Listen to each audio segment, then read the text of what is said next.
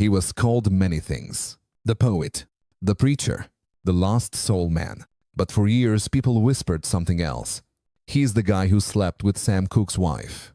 It's strange how history remembers us, not for the light we bring, but for the shadow that follows. Before the scandals, before the fame, Bobby Womack was just a boy in Cleveland, Ohio, playing a broken guitar upside down because his family couldn't afford another one. He grew up poor, too poor to eat some nights, his father calling it fasting for Jesus, while his mother told her sons they'd have to sing their way out of the ghetto. That voice, that hunger, would carry him from church pews to the biggest stages in America. He would share microphones with Sam Cooke, trade riffs with James Brown, and learn that music could lift a man higher than God or drop him lower than sin. His life would become the story of soul itself. The glory, the pain, the fall, and the redemption. So who was Bobby Womack really? A sinner who loved too hard? A genius who broke too soon? Or a man who spent his whole life trying to sing his way back to grace? Cleveland, Ohio, 1944. A small one-room shack on the poor side of town where winter wind slipped through cracked windows and hunger was a nightly guest. Inside that house lived the Womack family, 5 boys, 2 exhausted parents, and one unshakable dream. Their father, Friendly Womack, was a steel worker by day and a gospel singer by faith. Their mother, Naomi, kept food on the table when there was none to give. When their stomachs ached from emptiness, she told them, "Sing, boys. Sing your way out of this place."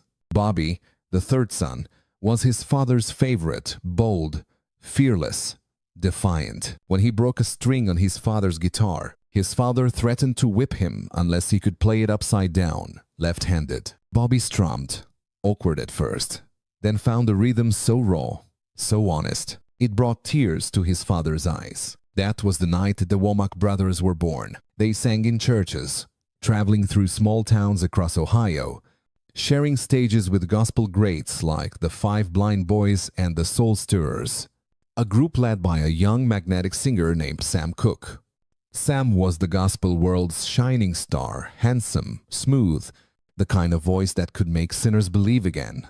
When the Womack brothers met him, he saw something familiar in Bobby, that same fire, that same hunger. He told them, "Keep singing. Don't ever stop. I'll help you when the time comes."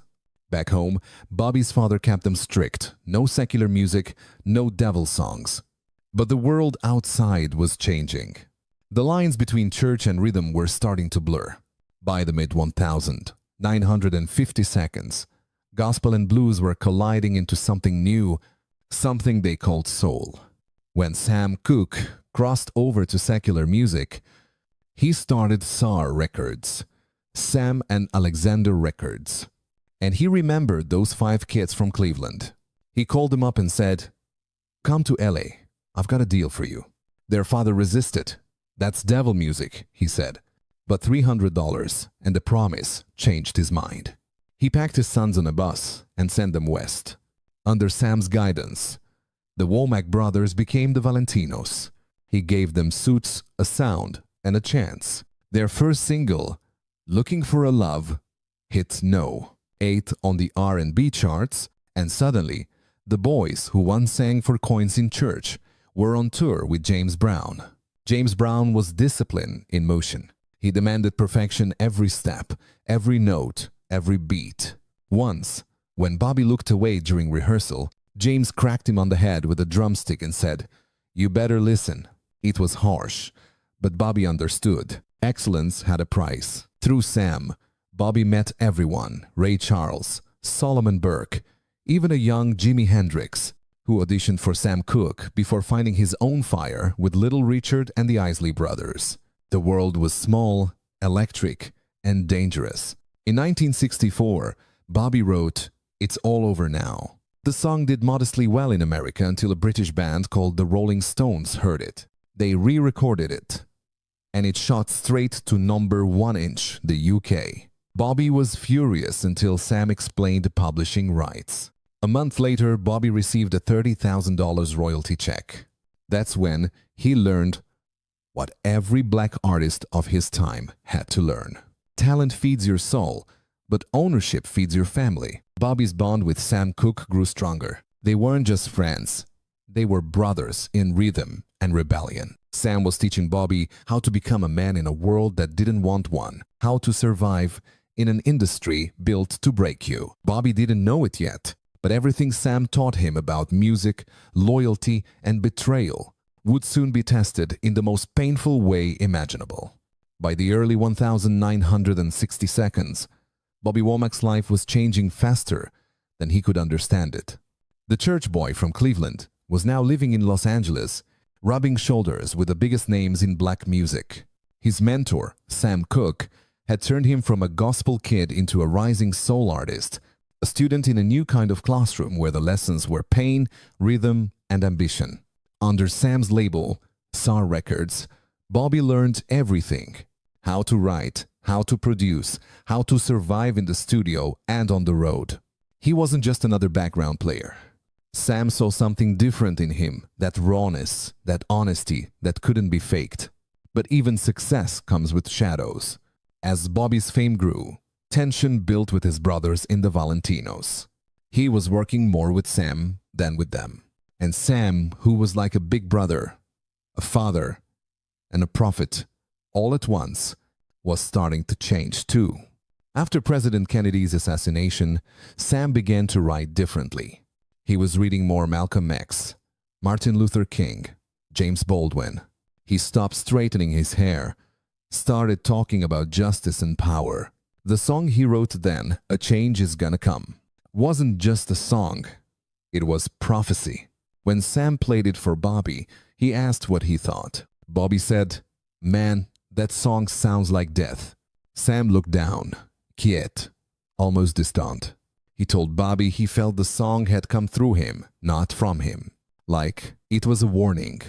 Then, a week after letting Bobby go from SAR to cut costs, the warning came true. Sam Cooke, the man who had given Bobby everything, was shot dead in a Los Angeles motel. The news hit Bobby like a thunderclap. He couldn't believe it. Rumors swirled a prostitute, a setup, the mafia, the record business. Everyone had a story. Nobody had the truth. All Bobby knew was that his mentor, his friend, was gone. The funeral was chaos. Fans screamed. Women fainted. Sam's widow, Barbara Cooke, stood beside the casket, broken and beautiful. And somewhere inside Bobby, something cracked. He wanted to protect her, protect what was left of Sam. When men started showing up at Barbara's house, looking for money or comfort, Bobby chased them away. He said it was loyalty. Others called it obsession. And when Barbara told him, "You keep running my boyfriends off, I guess you'll have to be my man," he didn't resist. They married just months after Sam's death. And with that, Bobby Womack went from being Sam Cooke's protege to being the man who married his mentor's wife. The backlash was brutal. Radio stations banned his songs. Fans booed him off stage. Sam's family disowned him. And Sam's brother, Charlie Cooke, swore to kill him. Bobby tried to move forward writing, performing, convincing himself that love could heal guilt. But the streets had their own justice. When Charlie found him in Chicago, he beat Bobby so badly his jaw split. His teeth pushed through his lip. Blood everywhere. And Barbara, furious that Bobby had taken the bullets out of her gun, stood there screaming she would have shot him dead. It was a scandal that buried Bobby's career. The boy who once shared stages with Sam Cooke and James Brown was now a pariah, unwanted, untouchable, unforgiven. But pain has a strange way of feeding music, and Bobby Womack, the exile, would soon turn his pain into songs that would outlive his shame. Scandal burns fast, but shame lasts longer. After marrying Barbara Cooke, Bobby Womack became a ghost in his own industry. Every door that had opened for him slammed shut. Radio stations refused to play his songs. Promoters canceled shows. Fans spit his name like a curse. The man who slept with Sam Cooke's wife. He was 21 years old and already living inside a story that would follow him for life. Out of money and desperate for work, Bobby turned to the one thing that never betrayed him: his guitar. He played for Ray Charles, working as a session musician. But even there, chaos followed. Ray was brilliant but reckless, driving cars blind, firing guns, trying to fly planes high on dope. Bobby said working for Ray was like living in a hurricane with a backbeat. From Ray's tour bus, Bobby jumped to another this time, with Wilson Pickett. They clicked immediately. Two wild souls with too much talent and not enough peace. Bobby wrote, "I'm a midnight mover," and "I'm in love" for Wilson. Songs that turned pain into power, songs that helped define the sound of late 60-second soul. But behind the music, both men were drowning in cocaine, each snort a promise to forget what couldn't be forgiven. Bobby said later, "I was trying to get high enough to escape myself, but I kept running into the same man every time I came down. The hits kept him alive, but tragedy kept finding him." His marriage to Barbara fell apart after she caught him in bed with her teenage daughter, Linda Cook. Sam Cooke's daughter. Barbara shot at him. The bullet missed, but his career didn't recover. Linda would later marry Bobby's brother, Cecil Womack, and together they'd write "Love TKO" for Teddy Pendergrass, a haunting reminder of how tangled love and pain could become in that family. Through the 1,970 seconds, Bobby's life played out like a blues record on repeat. Success, loss, regret, repeat. He recorded "Fly Me to the Moon" and "California Dreamin'," found brief glory, then lost it to addiction again. He worked with Janis Joplin, writing songs in a haze of drugs and late-night confessions. Hours after one of their sessions, she overdosed. Her death shook him, another friend gone, another warning ignored. But Bobby kept moving. That's what soul men did. They moved. In 1972, he wrote the soundtrack for the film Across 110th Street, a song about survival in a world that doesn't forgive. It became one of his greatest triumphs, used decades later in Quentin Tarantino's Jackie Brown. But even as the world danced to his music, Bobby was fighting demons backstage. He lost his brother Harry, stabbed to death by a jealous lover. He lost his infant son Truth, who suffocated after rolling off the bed, while Bobby, numb from cocaine, sat in another room, too high to check on him. He lost his oldest son Vincent, who took his own life at 21. Egg loss cut deeper, each tragedy another brick on the wall between him and redemption. By the late 70 seconds, Bobby was a legend without a home. Too raw for pop, too wild for gospel, too broken for peace. His music was still electric, but his body was fading under the weight of every bad decision he'd ever made. He once said, "I tried to write songs about love, but all I really knew was loss." And still, somewhere deep inside that chaos, the last spark of soul was waiting. And when it finally burned again, Bobby Womack would remind the world why they called him the last soul man. In America, talent is worshipped, but only until it starts to make people uncomfortable. For Bobby Womack, that truth was both his curse and his crown. He lived through every era of modern black music. From the church choirs of the 1,950 seconds to the civil rights marches of the 1,960 seconds, from the funk-soaked clubs of the 70 seconds to the smooth grooves of the 80 seconds. He was always there. Guitar in hand, voice full of grit and glory. But while others rose clean, Bobby carried his scars in public. And America didn't always want to look at them. The same country that cheered for his songs had once condemned him for loving the wrong woman. The same record labels that profited from his pain would later call him too old, too dark, too real. He was both celebrated and censored, a man who belonged everywhere and nowhere at once. In the 1,970 seconds, as the civil rights movement turned into the struggle for black identity, Bobby's music became a mirror. Songs like Across 110th Street weren't just hits, they were headlines. They told a story of a divided America, of hustlers and survivors, of ghetto dreamers and forgotten saints. It was a song about Harlem, but it could have been about the whole world. A cry from the streets that said, "We're still here." Critics called him the poet of pain. Fans called him the truth. Even white rock artists, from the Rolling Stones to Eric Clapton, borrowed his sound, his phrasing, his emotion. They love his soul, but not always his struggle. Across the Atlantic, though, things were different. In Europe, Bobby Womack was a legend. The British soul scene adored him. His records played in London's underground clubs, in Paris cafes, in German radio stations. To them, he wasn't a scandal, he was authentic. He embodied what white America tried to polish away: the pain, the imperfection, the humanity of soul. In interviews during that period, Bobby spoke softly about race and fame. He said, "They love you when you make them dance, but they don't want to see where the song came from." He knew what it meant to be a black man who told too much truth. He'd watched Sam Cooke for it. He'd seen Marvin Gaye shot down in his father's house. He'd buried friends who were too good for the world they lived in. Yet somehow, Bobby survived. He was never polished enough for Motown, never smooth enough for pop, but he was the pulse that kept black music alive. When disco faded and hip-hop was born, young producers sampled his riffs and borrowed his lines. Across 110th Street became a bridge between generations, a street where Curtis Mayfield met Tupac, where Marvin Gaye's dreams shook hands with Kendrick Lamar's reality. By the 2000s, a new generation rediscovered him. Filmmakers like Quentin Tarantino used his music to tell stories of redemption and revenge. Artists from Gorillaz to The Roots called him the godfather of truth. And when he was inducted into the Rock and Roll Hall of Fame in 2009, it wasn't just for the hits, it was for the honesty. In a world obsessed with perfection, Bobby Womack remained gloriously flawed.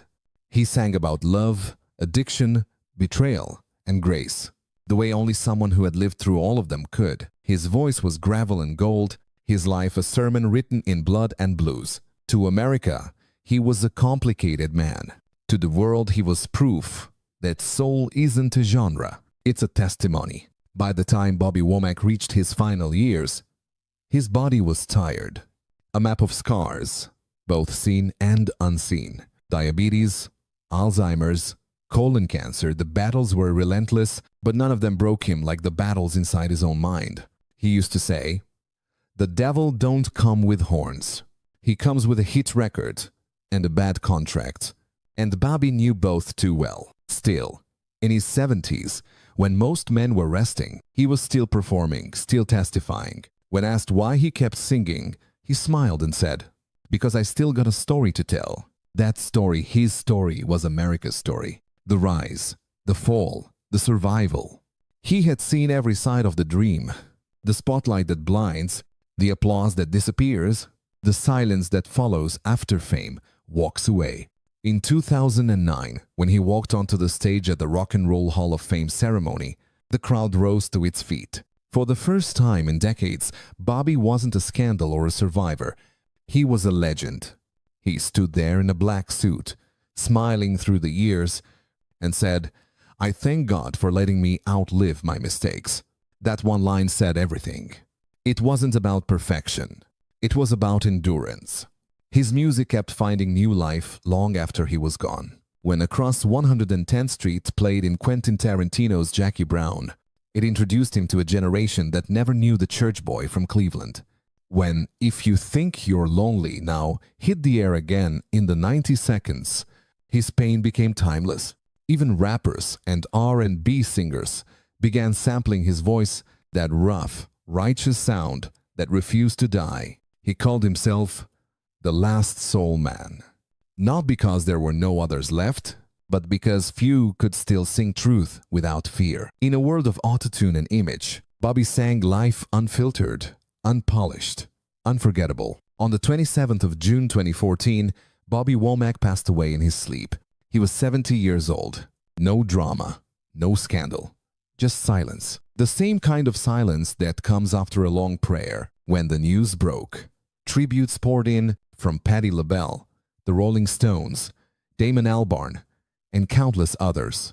They didn't talk about his mistakes. They talked about his courage, about the way his music felt like confession, about how he turned survival into song. Today, when you hear his voice, that raspy cry somewhere between pain and praise, you're not just hearing a man. You're hearing a lifetime that began in hunger and ended in harmony. Because Bobby Womack wasn't just a singer, he was a witness to the cost of fame, the price of love, and the power of redemption. And maybe that's what makes him eternal. He didn't hide his scars. He sang them. Some stories don't need a happy ending.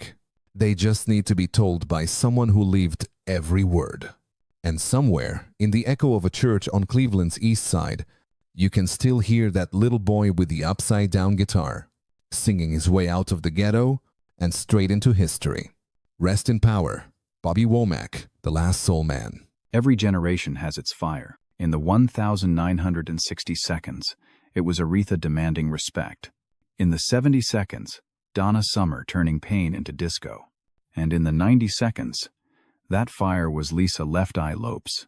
When TLC hit the airwaves, it wasn't just music, it was rebellion with rhythm. 3 black girls from Atlanta wearing condoms on their clothes, rapping about safe sex, money, and self-respect in a decade that still wanted women to stay quiet and smile. They called themselves T-Boz, Left Eye, and Chili, but together they were a force. Too hip for R&B, too soulful for hip-hop, and too real for the world to handle. Their songs weren't love letters, they were manifestos. No scrubs. Creep. Waterfalls.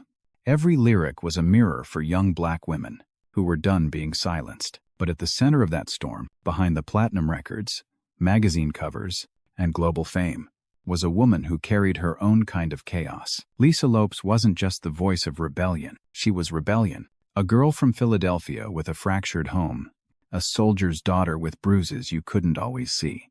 She grew up learning that music was the only place where pain could sound beautiful. Her friends called her Left Eye because that eye had a sparkle. Différent, dangereux, divine. But maybe it wasn't just her eye that was different. Maybe it was the way she saw the world. To the world, she was wild, unpredictable, magnetic, brilliant, broken. To herself, she was just trying to survive the noise. And that's where her story begins. Not in the fame, but in the fire. Because every legend starts as a flame, and some flames burn too bright to last.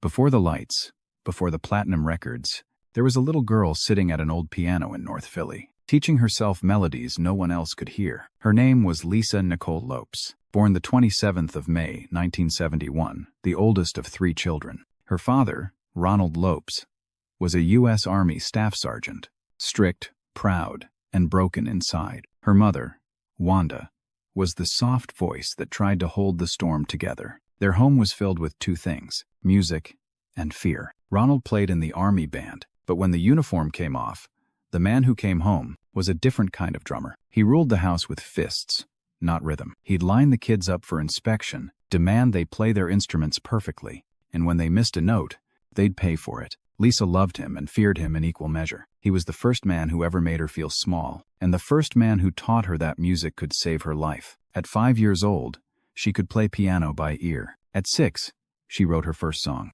At 7, she could drink beer, because that's what her father gave her. Tiny sips of poison disguised as bonding. When the fighting between her parents got worse, Lisa would take her younger brother and sister and hide in a closet, humming lullabies to drown out the yelling. Music was her armor. It was the only thing she could control. By 13, she had run away from home more than once. Each time she left, she'd end up back in her grandmother's house. Quiet, safe, full of gospel records and love. There, she found the kind of peace her parents never could. But the dreams were bigger than Philly. Lisa wanted more than safety. She wanted to be seen. At 17, she packed a small suitcase, kissed her grandmother goodbye, and left Philadelphia for good. Her boyfriend had told her about Atlanta, a city rising with sound, where hip-hop and R&B were melting together, where producers were searching for the next big voice. She didn't have money. She didn't have a plan. But she had that spark, that unstoppable, dangerous spark. When she arrived in Atlanta, she met a man who would change everything. Rico Wade, one of the founding producers of Organized Noise, the same crew that would later create the sound of Outkast and Goody Mob. He introduced her to a young manager, Ian Burr, who was putting together a female trio, a mix of R&B and hip-hop, a new kind of girl group that could dance, rap, and sing. They already had one member, Tionne Watkins, a girl with a raspy voice from Des Moines, and another, named Crystal Jones. They needed a rapper, someone wild, sharp, and unpredictable. Lisa walked in wearing a dress, not the baggy tomboy look they wanted. But when she started to rap, the room stopped breathing. Every word hit like a heartbeat. Every rhyme sounded like rebellion. She didn't look the part. She was the part. That night, she became the third piece of the puzzle, the spark that turned a demo group into a movement. They didn't know it yet, but TLC was about to be born. And the girl from North Philly, who once hid in closets to escape her father's rage, was about to set the whole world on fire. Atlanta, in the early 90 seconds, was electric. It was a new sound, a new culture. The South was rising, and three girls were about to change what the world thought women in hip-hop could be. They called themselves TLC. Tionne T-Boz Watkins, Lisa Left Eye Lopes, and a new recruit, Rosanda Chili Thomas, handpicked to replace the group's original third member. Under the watch of R&B star Pebbles and her husband, producer L.A. Reid, TLC signed to LaFace Records, a label that would define the next decade of R&B. When they walked into the studio, they didn't act like rookies. They acted like revolutionaries. Bag jeans, backward caps, condoms sewn onto their clothes, a bold statement in an era when HIV was still whispered about in fear. They rapped, they sang, they danced, and they made it look effortless. Their debut album, Ooh Ooh, on the TLC tip, dropped in 1992 like a bomb. Songs like Ain't Dva Proud Dva Beck, Baby Baby Baby, and What About Your Friends were raw, fun, unapologetic. TLC wasn't trying to be sexy, they were trying to be real. And in doing so, they became sexier than anyone else on TV. Left Eye was the spark, the wild one with a condom over her left eye, a mix of danger and genius that no PR team could manufacture. She was the voice that told young women, you don't have to act cute to have power. But behind the camera, cracks were already forming. Pebbles controlled every dollar, every move, and soon the girls realized they were broke. Multi-platinum broke. Lisa didn't take betrayal lightly. She fought back, asked questions, and when Pebbles refused to renegotiate, TLC fired her only to find out that Pebbles owned the rights to their name. $3 million, a million per letter. That's what it cost them to stay TLC. Still, the music never stopped. They went on tour with MC Hammer and Mary J. Blige, and Left Eye, always fiery, got into fights backstage, once even threatening to shoot a dancer who hit her. But chaos didn't scare her, it inspired her. In 1994, while working on their next project, Lisa started seeing NFL star Andre Rison. It was passion mixed with gasoline, intense, toxic, unstoppable. Their love was headlines waiting to happen. Arguments, breakups, makeups, and one night, the fight that burned it all down.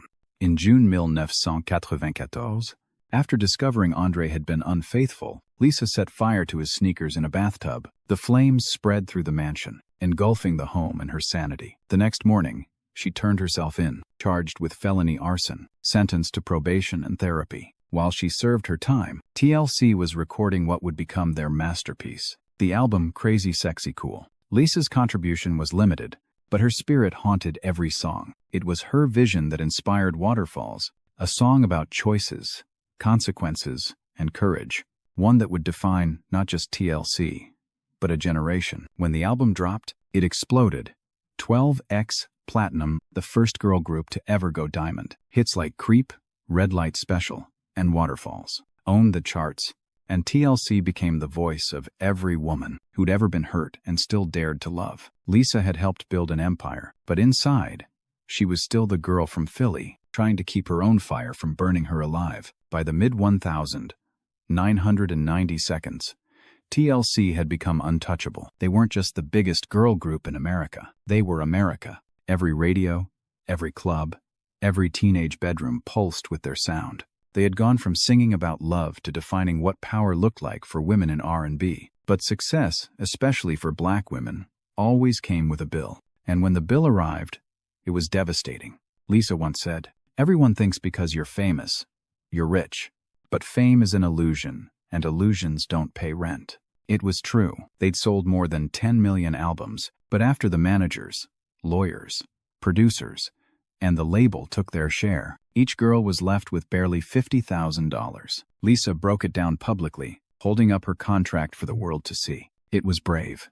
It was raw, and it made powerful people very uncomfortable. Behind closed doors, she confronted L.A. Reid and Clive Davis, demanding answers. They told her the money was tied up in recoupment costs, industry language for theft, wrapped in fine print. When she walked out of that meeting, she wasn't just angry, she was awake. The press called TLC's bankruptcy shocking.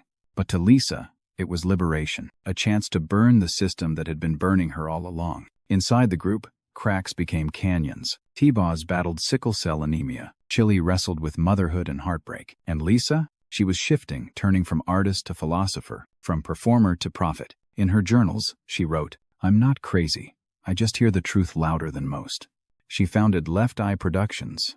Signing young black girls, she called her Little Sisters. She taught them about publishing rights, about how to own their voice in a world that feeds on silence. She even bought her friends' website domains, years before anyone cared about the internet, because she understood ownership wasn't just money, it was power. But that same brilliance made her an outsider. She spoke about energy, spirit, and rebirth, while the rest of the industry spoke about hits and fame. Her ideas were too wild, her words too sharp. In interviews, she stopped speaking like a pop star and started sounding like someone standing between worlds. "I've outgrown this version of TLC," she said in one interview.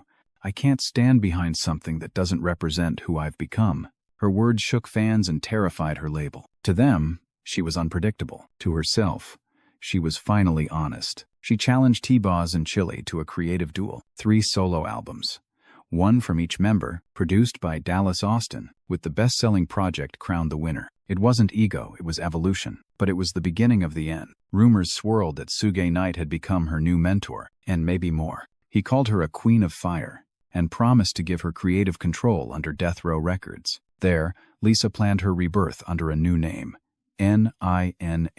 New identity not applicable. She wanted to start again. No labels, no limits, no lies. But inside, she was tired. Tired of being misunderstood. Tired of being strong. Tired of fighting an industry that didn't want her truth, just her image. She started talking about energy and vibrations, about healing the body through herbs and fasting. Friends said she was changing. But maybe she wasn't changing. Maybe she was finally coming home to herself. Lisa had burned through fame, money, and love. What was left wasn't destruction. It was awakening. And that's when she began to search for something deeper. Not a new hit, not a new name, but a new soul. By the early 2000s, Lisa Left Eye Lopes was no longer chasing fame. She was chasing truth. The cameras, the interviews, the flashing lights, they no longer meant anything. She had built an empire from ashes, and now, she wanted to understand the fire itself. Something inside her had shifted. She started fasting, reading spiritual texts, and speaking of energy, vibration, and ancestral healing. Her friends called it a phase. But for Lisa, it was rebirth. The world saw her as the wild one, the troublemaker. But inside, she was a woman trying to heal the child who'd been hurt by fame, by love, by her own demons. She began studying the work of Dr. Sebi, the herbalist from Honduras, who claimed to cure disease through nature. To Lisa, he wasn't a doctor. He was a messenger. She believed his teachings could cleanse her body and her soul. And so, she packed her bags, left Los Angeles behind, and flew to the mountains of Honduras, to a small village called Usha, a healing compound hidden in the jungle. There, surrounded by waterfalls and silence, Lisa fasted on herbs, fruit, and water. She meditated in the sun for hours. She said she could feel her spirit returning. But something else followed her there, a presence she couldn't explain. In her diary, she wrote that she felt a spirit shadowing her, something dark and familiar. One night, while driving, a child suddenly ran into the road, a young boy named Lopez. He was struck and later died. Lisa paid for his funeral, but she couldn't shake the feeling that the spirit meant for her, not him. To her, it was a sign, a warning that death was near. But she wasn't afraid. In her mind, death wasn't an ending, it was transformation, and she was ready for it. While in Honduras, she filmed everything. A documentary she called The Eye Legacy. meant to capture her final evolution. The camera followed her through healing sessions, meditations, even moments of laughter with her group Egypt, young artists she was mentoring under her production label. Her words during those final days were haunting. She spoke about letting go, about leaving the world behind, about making peace with the fire. It was as if she already knew the script was ending. Then came April 25th, 2002. The sun blazed over the Honduran sky. Lisa was in a van with her sister, friends, and cameraman, the camera rolling, as always. On a narrow dirt road, she tried to avoid an oncoming truck. The van swerved, flipped, and collided with two trees. The tape kept rolling. In those final frames, you can hear chaos, screaming, and then silence. When the dust cleared, everyone in the van survived, except Lisa. Thrown from the driver's seat, she died instantly from a massive head injury. She was 30 years old. The world stood still. T-Boz cried for her sister. Chili said she lost her mirror. And fans everywhere felt like they'd lost a piece of themselves. But Lisa had already made peace. Before she died, she told her mother, "If anything happens to me, don't cry. I'll finally be free." Her documentary, Recovered from the Wreckage, would later reveal her final words. "I feel the presence of something bigger than me. I'm not afraid of it anymore. They say the fire that burns brightest dies the fastest, but some flames never go out." Lisa, left eye. Lopes didn't die in Honduras. She simply ascended, and somewhere, in the rhythm of waterfalls, in the echo of her laughter, and in the millions of hearts she touched, her light still flickers, wild and eternal. In the years since that crash on the dusty Honduran road, Lisa, Left Eye Lopes, has never really left us. Her body may have rested, but her energy, that fierce, chaotic, radiant light, still moves through the veins of music, through every girl who ever dared to speak her mind, every artist who ever refused to be tamed. TLC went on to finish what they started. They carried her photo on tour, left her mic stand glowing in soft blue light, and when Waterfalls played, the crowd would sing her verse, not as a memory, but as a prayer. Even today, you can feel her presence. In every lyric about self-worth, in every beat that blends hip-hop and soul, in every woman who turns pain into art, Lisa didn't just rap. She redefined what it meant to be fearless. She taught a generation of women that power isn't loud, it's honest. That rebellion isn't chaos, it's clarity. That healing doesn't come from fame, it comes from facing yourself. Her unfinished documentary, The Last Days of Left Eye, became a mirror for millions. A glimpse into a soul who refused to die quietly. And maybe that's the point. Lisa wasn't meant to fade away. She was meant to ignite. When fans visit her resting place, they don't whisper, they laugh, they sing, because Lisa never wanted tears. She wanted energy, movement. She wanted us to keep burning. And so, we do. We see her in the reflection of stage lights, in the pulse of a drum beat, in the courage it takes to stand alone and still shine. Lisa, Left Eye Lopes, the girl who played with fire and became it. Energy never dies. It only transforms. You ever heard the name Scott LaRock? Most people haven't. But without him, hip-hop wouldn't sound the same, and the game wouldn't have known death so soon. This wasn't just another brother with a beat machine. This was a man who came from the Bronx, the birthplace of hip-hop, but thought like a Wall Street executive. He had a degree in business, a clean suit, a calm voice. He knew publishing, promotion, marketing, long before rappers learned to own their names. He believed hip-hop wasn't just sound. It was structure. It was survival. And yet, the same system he tried to change took his life. Because in 1987, before the platinum chains, before the Bentleys, there was blood on the pavement. They said it was over a small argument, a misunderstanding on the streets. But people close to him whispered something else. That Scott LaRock was assassinated. That his death wasn't random, it was a warning to any young black man who dared to be smarter than the system. He wasn't just the first DJ to die. He was the first dreamer buried under hip-hop's fame. So tonight, we go back to the Bronx, to the blocks where turntables hummed and bullets answered back. This is where hip-hop met its first tragedy. This is where Scott LaRock's story begins. Before the music, before the fame, there was just a boy named Scott Sterling, born and raised in the Bronx, the rough cradle of hip-hop. The buildings were cracked. The heat pipes screamed in the winter. and every night the sirens sang louder than the streetlights. His father left when he was 4.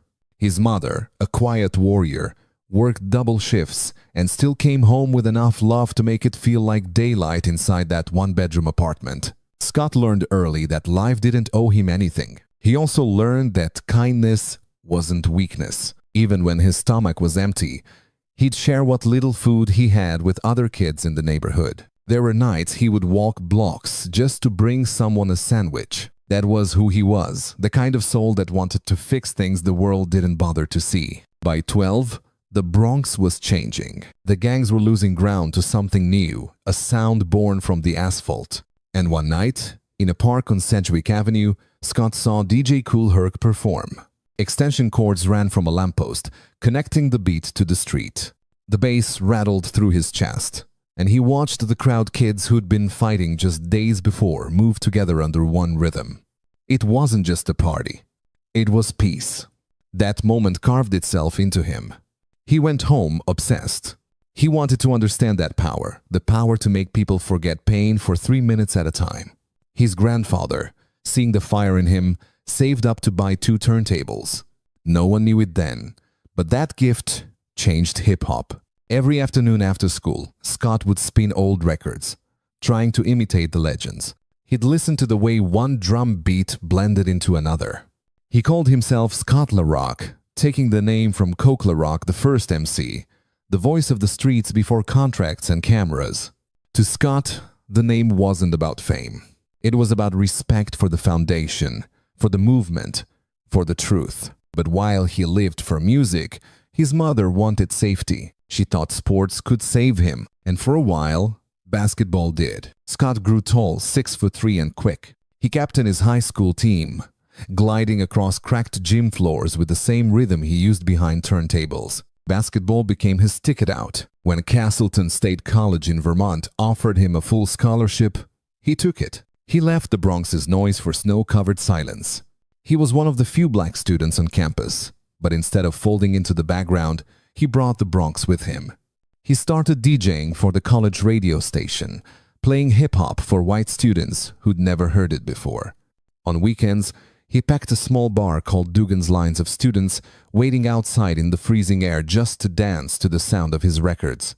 Inside, he controlled the room, hands on vinyl, eyes closed, heart open. They said he made Vermont feel like New York for the first time. But he didn't just play records. He taught the culture. He brought friends from the Bronx to paint graffiti, to breakdance, to show the world what hip-hop really meant. He wasn't trying to entertain, he was trying to educate. He was building a bridge between 2 Americas, one that struggled to be seen and one that had never looked. When graduation came, he held a degree in business administration, a handshake from professors who called him the gentleman DJ. Offers arrived a chance to play basketball overseas, but Scott had already chosen his court. He turned down the contract, packed his records, and headed home to the Bronx. Because he knew long before anyone else did that hip-hop wasn't just a sound. It was an industry waiting to be built, and he was ready to build it. When Scott came back to the Bronx, he wasn't chasing fame, he was chasing purpose. He could have worn a suit, worked in an office, lived comfortably. Instead, he walked straight back into the same neighborhoods the world had already written off. He got a job as a social worker at the Franklin Men's Shelter, a place filled with men who'd been forgotten. Ex-cons, addicts, teenagers fresh off the streets.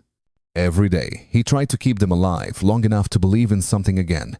He carried himself differently: tie, pressed shirt, briefcase. To them, he looked like a square. But behind that clean image was the same DJ who'd once made Vermont dance. That's where he met KRS-One, a homeless, angry young poet who drew on the walls and rapped to survive. Their first conversation ended in an argument over meal tickets. Scott told him to get a job. KRS told him he didn't understand the struggle. But later, when they met again at a small studio run by Seth G from the Ultramagnetic MCs, something shifted. KRS saw that the social worker was hip. Scott saw that the homeless kid was brilliant.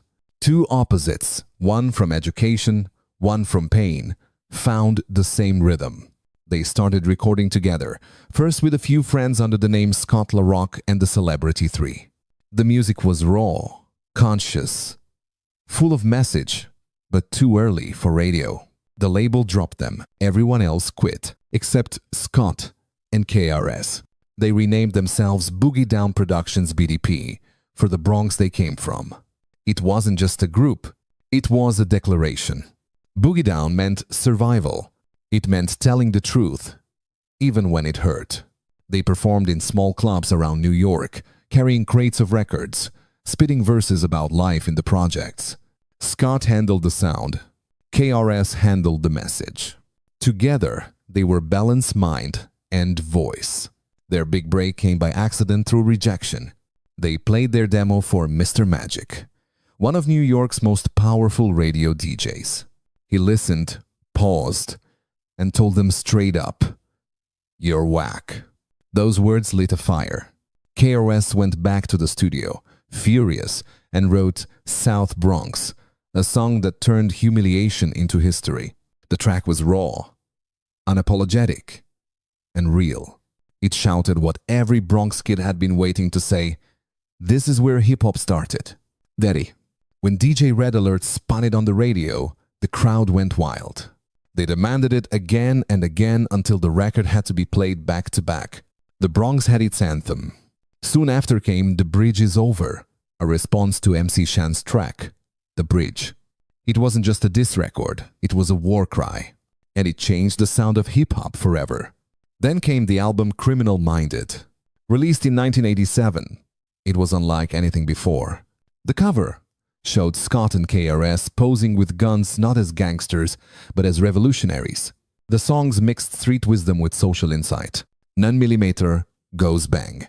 Putri, Criminal Minded. It was raw, fearless, and prophetic. It told America, the streets are speaking now. Rolling Stone would later call it one of the 500 greatest albums of all time.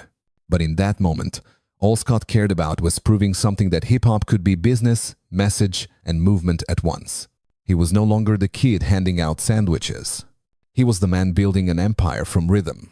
In just 2 years, he went from social worker to legend. And still, he carried himself with the same calm, same briefcase, same smile.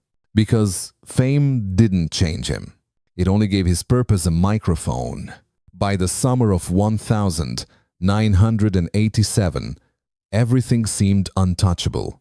Criminal Minded was playing everywhere. The Bronx, Queens, Harlem, even downtown Manhattan. Scott had finally done it. He'd built something real, something clean out of chaos. He was already planning the next album, already thinking long-term publishing rights, marketing, touring. He wasn't just DJing. He was designing a blueprint for every artist that would come after. Then the phone rang. It was D-Nice, the youngest member of Boogie Down Productions. His voice was cracked, terrified. He told Scott he'd just been jumped, beaten, and pistol-whipped by a jealous boyfriend who thought he was talking to his girl. He was only 16, crying, bleeding, afraid. Scott didn't hesitate. He grabbed his jacket and keys. His instinct was the same as it had always been. Help first, talk later. He called up their bodyguard, Daryl Robocop, a giant of a man, and a few others. They got in a Jeep Wrangler and drove through the night toward the projects, the streetlights flashing across the windshield like warning signs. KRS-One stayed behind. He'd later say he didn't want to be part of any confrontation. But Scott wasn't going for war. He was going for peace. When they pulled up, the block was alive, with noise, kids shouting, radios blaring, windows glowing in the summer heat. Scott stepped out first. He found the man who'd hurt D-Nice. Voices rose, hands moved, but in the end they shook. Beef squashed, just like that. But fate wasn't finished. Robocop got into an argument with another man nearby. Words turned sharp, shoulders collided. Then the air broke. Gunshots. From the bushes. From the rooftops. From the dark corners that never sleep. Everyone dove for cover. Scott jumped back into the passenger seat as Robocop slammed the gas pedal. Bullets cut through the night. Glass shattered. Tires screamed. 5 people in the Jeep. Only 2 bullets hit. Both found Scott, one in the neck, one in the head. For a few seconds, no one realized it. He was still sitting upright, eyes wide, asking, "Why is the music so loud?"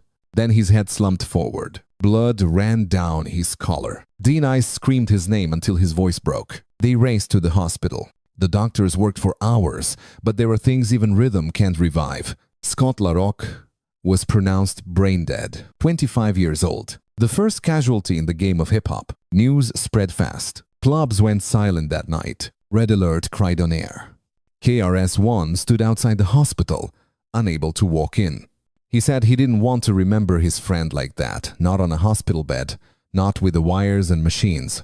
The police arrested two men, Corey Bain and Kendall Newland, but with no witnesses willing to testify, both walked free. The case went cold. Months later, whispers started that Scott's death wasn't random, that B-Boy Records, the label they were trying to leave, had paid for it.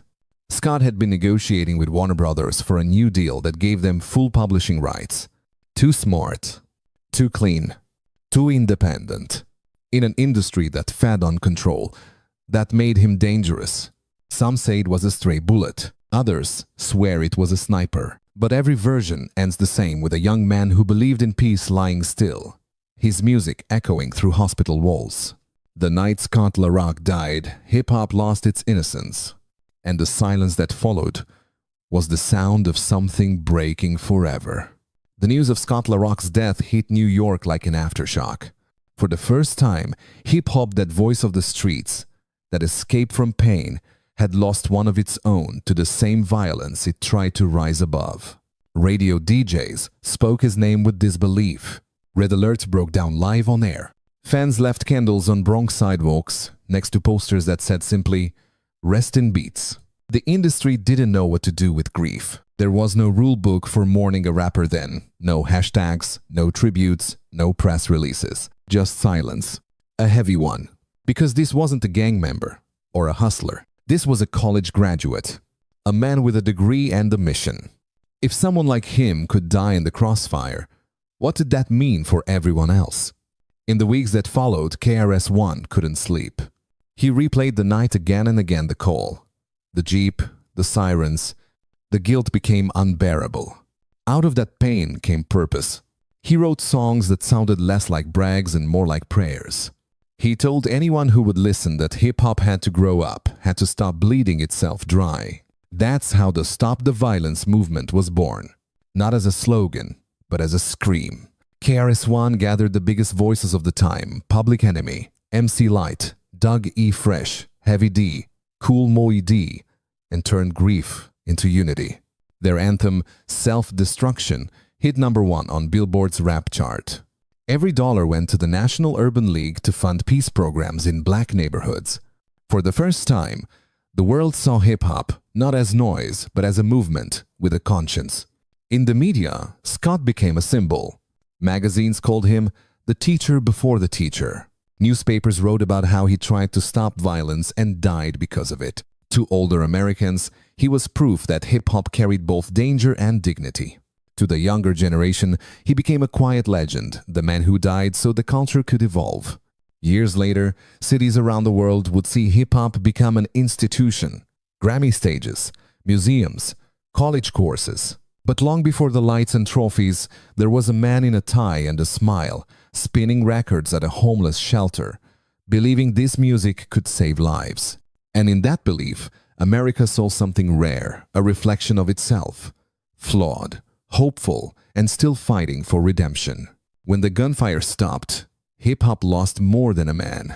It lost its reflection, the part of itself that believed it could rise without violence. In the months after his death, KRS-One carried that silence like a wound. He stopped talking about money, fame, records. Every interview, every verse, somehow circled back to Scott. He said, "Half our crew is in the spirit world now. The other half is here. We can't lose." Maybe that was how he made peace, by believing the dead could still make music. But not everyone healed. D-Nice, still barely a man himself, spent years haunted by guilt. He thought every step he took had led to Scott's grave. For 25 years, he didn't speak to KRS-One. When they finally did, it wasn't through anger, it was through tears.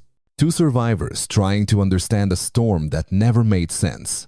Then there was Scott LaRock Jr., just 9 months old when his father died. He grew up hearing stories about the legend, the college kid who became a hero, the peacemaker who died for calm but not the father who should have tucked him in. He spent his youth fighting the streets that took his father, serving time, carrying bitterness. Years later, he would say on camera, "KRS, one never did anything for me." A sentence heavy enough to echo across decades of silence. Yet, even in pain, legacy found its way home. In 2017, the Bronx renamed a boulevard, Scott LaRock Boulevard, right on Jerome Avenue, where his journey began. The city that once buried him under gunfire now lifted his name in steel. Every car that drives past carries a piece of his unfinished dream, because what Scott stood for never died. He believed that knowledge could save lives, that hip-hop could be education, not destruction. That being smart was a kind of rebellion. The tragedy of Scott LaRock wasn't just his death, it was how clearly he saw the future, and how quickly the world stole it from him. But even now, every time a DJ drops a beat with purpose, every time a young rapper picks truth over violence, a little of Scott spins again.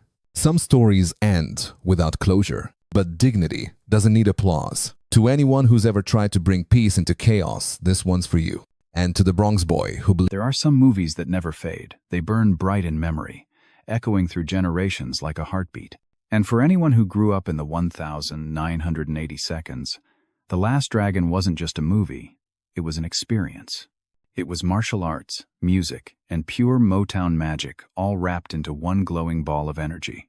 But behind the laughs, the kicks, and the unforgettable glow of Bruce Leroy, there was a story most people never knew, one of brilliance, heartbreak, and loss. Because the people who brought The Last Dragon to life, from the fearless Shonuff to the talented Leo O'Brien, to the radiant Vanity, each faced battles far beyond the silver screen. When Berry Gordy, the genius behind Motown, decided to merge music and movies, he wanted to capture something that spoke to a younger generation. He wanted to mix rhythm with power, soul with martial arts, to show the world a new kind of hero. And it worked. The Last Dragon became a cult classic, inspiring black cinema, hip-hop, and pop culture for decades. But what happened after the glow faded? What became of the man behind the menacing sunglasses of Shonuff? And what tragic fate met the young star who once charmed the world with his smile? This is the untold story, the rise, the struggle, and the heartbreaking downfall of The Last Dragon's most unforgettable faces. When Berry Gordy, the visionary mind behind Motown Records, set out to make The Last Dragon in 1985, his goal wasn't just to create a martial arts movie.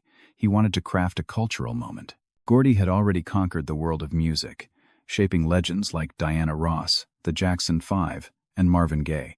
Now, he saw film as the next frontier, a way to blend rhythm, fashion, and the fighting spirit of a new generation. He envisioned a story that could inspire young audiences, particularly black youth, to see themselves as heroes on the big screen. And in doing so, he created something no one had ever seen before, a fusion of Bruce Lee's discipline with Motown soul. When it came to casting, Gordy wanted authenticity, faces that felt real, energetic, and magnetic. For his leading man, he found Taimak, a fresh-faced martial artist with quiet confidence and a humble spirit. But the search for his leading lady, the dazzling Laura Charles, was something else entirely. According to Taimak, Gordy asked him one simple question. If your character was going to fall in love, who would you want that woman to be?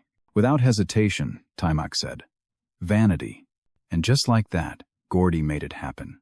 Vanity, once the glamorous protege of Prince, stepped into the role with charisma and charm. Her character embodied the perfect blend of strength and vulnerability, radiance and mystery.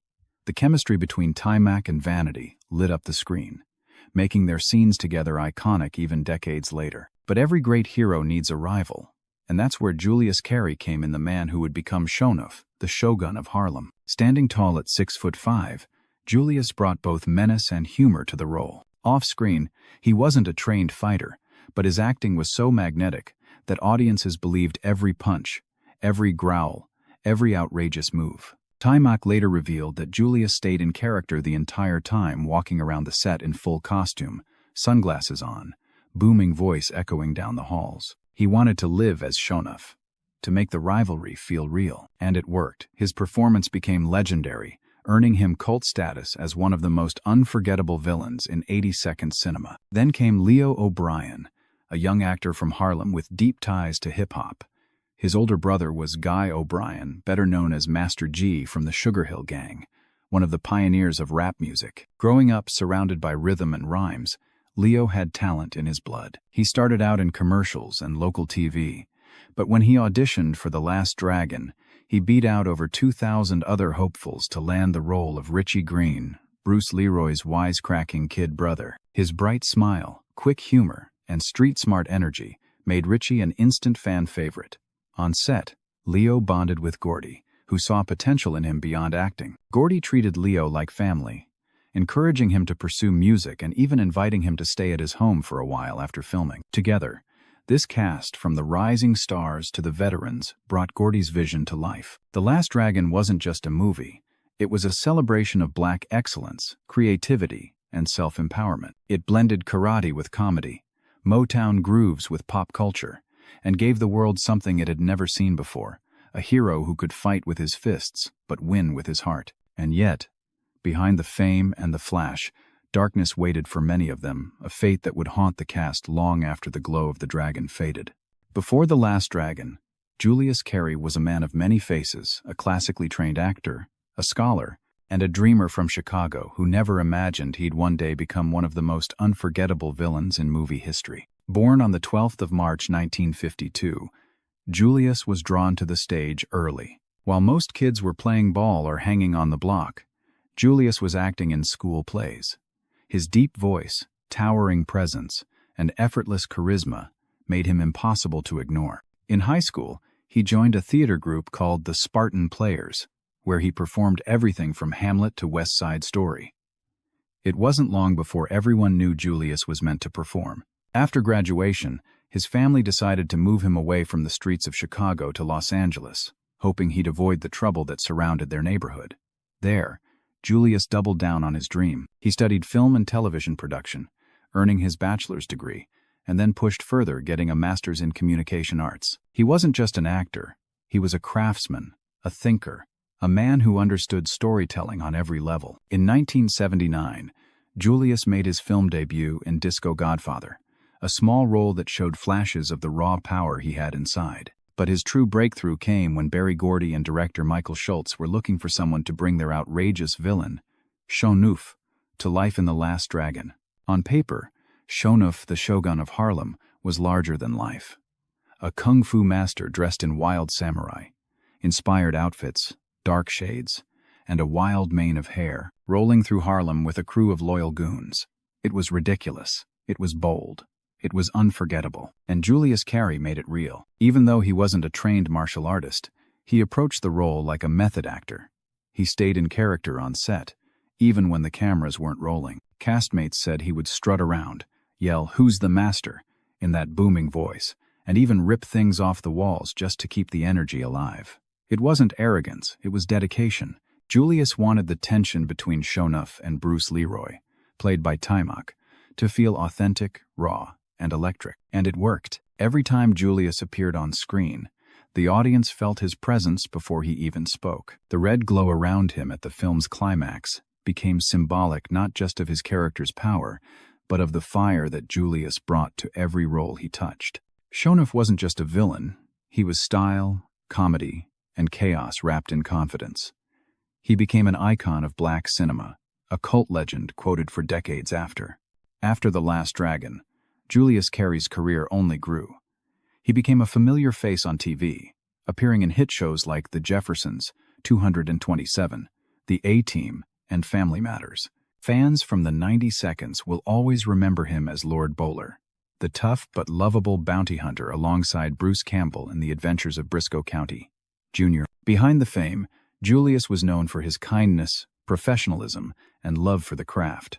He mentored young actors, often reminding them that Hollywood fame was fleeting but good work lasts forever. Tragically, in 2008, Julius Carey passed away after battling pancreatic cancer. He was only 56 years old. When word spread of his death, tributes poured in from all corners of the entertainment world. To this day, fans still quote his famous line, "Kiss my Converse," as a reminder of the fearless energy he brought to the screen. Julius Carey may have played the Shogun of Harlem, but in truth, he was the master of character, of presence, of soul. And his glow? It never faded. Before he ever stepped in front of a camera, Leo O'Brien already had rhythm running through his veins. Born on the 12th of November 1970, in Harlem, New York, Leo grew up surrounded by the heartbeat of a cultural revolution. His older brother, Guy O'Brien, better known as Master Gee of the Sugar Hill Gang, helped define hip-hop with Rapper's Delight, the first mainstream rap hit. For a young kid in Harlem, there was no better classroom than that. Leo absorbed everything, the beats echoing from block parties, the breakdancers spinning on cardboard, the MCs battling for respect. But while his brother ruled the stage, Leo dreamed of the screen. By the time he was 10, his charm and confidence landed him small commercial roles, most famously in an Underoos TV spot and a 20/20 segment titled Rappin' to the Beat. It was the first nationally televised news story about hip-hop, and there was Leo, a kid from Harlem, rapping on a car hood, representing a movement that was still fighting for recognition. Hollywood took notice. After several auditions, Leo won the role that would define him, Richie Green, the wisecracking little brother of Bruce Leroy in The Last Dragon. Out of over 2,500 hopefuls, this 3-year-old from Harlem stole the part with his natural swagger and infectious smile. On set, Berry Gordy, the legendary founder of Motown, took a liking to Leo, treating him like a son. The Last Dragon wasn't just a film, it was a cultural explosion. For the first time, black heroes were doing kung fu, saving the day, and carrying the energy of Motown music behind them. And Leo O'Brien, with his quick wit and fearless delivery, gave the film its humor and heart. He held his own next to grown men, stealing scenes with ease. The world saw him as a star in the making. After the movie's success, Leo stayed close to Gordy and his circle, spending time at Motown and pitching ideas. His dream wasn't just to act, he wanted to make music, to bring rap to Motown's doorstep. He even handed Gordy an early script he wrote, a comedy about two high school kids switching lives years later. That same idea resurfaced as Class Act starring Kid and Play. But Hollywood is a brutal place for young black actors. After a cameo in New Jack City, thanks to his friend Mario Van Peebles, Leo's phone stopped ringing. The momentum faded. He drifted away from film and fell into the chaos that fame often leaves behind. By his 20s, Leo was fighting demons. Arrests for assault, robbery, and drugs began to stain his record. The boy who once stood next to Motown's king now stood in courtrooms, trying to rebuild his life. After serving nearly 8 years behind bars, he returned home determined to start over. He opened a convenience store in Harlem, launched a small music studio, and began mentoring local youth. But Harlem can be unforgiving. In September 2011, a heated argument with a friend turned violent. Leo was shot 3 times, twice in the stomach and once in the arm. He miraculously survived. "I'm a fast healer," he said in an interview. "If it had been anyone else, they'd be gone." Yet, the wounds never truly healed. A year later, on the 10th of October 2012, Leo O'Brien died in his sleep at age 41. His nephew later revealed that doctors hadn't stitched him properly after the shooting. His internal injuries never recovered. He wasn't a superstar. But Leo O'Brien was something rarer, a spark of a generation that blended hip-hop and cinema, a reminder that even the smallest roles can leave the loudest echoes. In Harlem, people still talk about him, the kid who brought rhythm, laughter, and soul to The Last Dragon. He was supposed to grow up to be the next big thing. Instead, he became a legend whispered in Harlem's heartbeat. When The Last Dragon hit theaters in 1985, no one could have predicted that this wild fusion of kung fu, soul music, and pure Motown flair would become one of the most beloved cult classics of all time. It wasn't just a movie, it was a cultural moment. For the first time, black audiences saw a film that celebrated them not as sidekicks or stereotypes, but as heroes, dreamers, and warriors. Berry Gordy, the legendary founder of Motown, had a vision: to create a film that would connect music, fashion, and empowerment into one cinematic statement. He wanted young audiences to see that Black creativity could shine across every medium from the soundtrack to the screen. With a mix of martial arts, mysticism, and street swagger, The Last Dragon did exactly that. The movie's protagonist, Leroy Green, a soft-spoken martial artist searching for the glow, represented something radical in the 1,980 seconds. A black man guided by peace, discipline, and self-respect, not violence. His rival, Shonuff, the self-proclaimed shogun of Harlem, became one of the most iconic villains in pop culture, flamboyant, fierce, and unforgettable. Played by Julius Carry, his booming voice and outrageous style gave the film its edge. And then there was Vanity, radiant, fearless, and magnetic as the love interest. Laura Charles, the heart that balanced all the chaos. And through it all, young Leo O'Brien as Richie Green brought the film's humor and soul. He represented the voice of a generation, a kid from the streets who believed his brother could be a hero. Together, the cast created something bigger than themselves, a world where being black meant being brilliant, powerful, and stylish. Musically, the film was pure Motown magic. With songs like DeBarge's Rhythm of the Night, the soundtrack became an anthem for the era, fusing pop, soul, and funk into a sound that defined the mid-80 seconds. It wasn't just background music. It was the heartbeat of the story. But what truly made The Last Dragon timeless was how it spoke to identity. It arrived at a time when hip-hop was still underground, when fashion and film were separate lanes, and when Hollywood rarely gave space to black-led adventure films. Gordy's vision kicked the door open.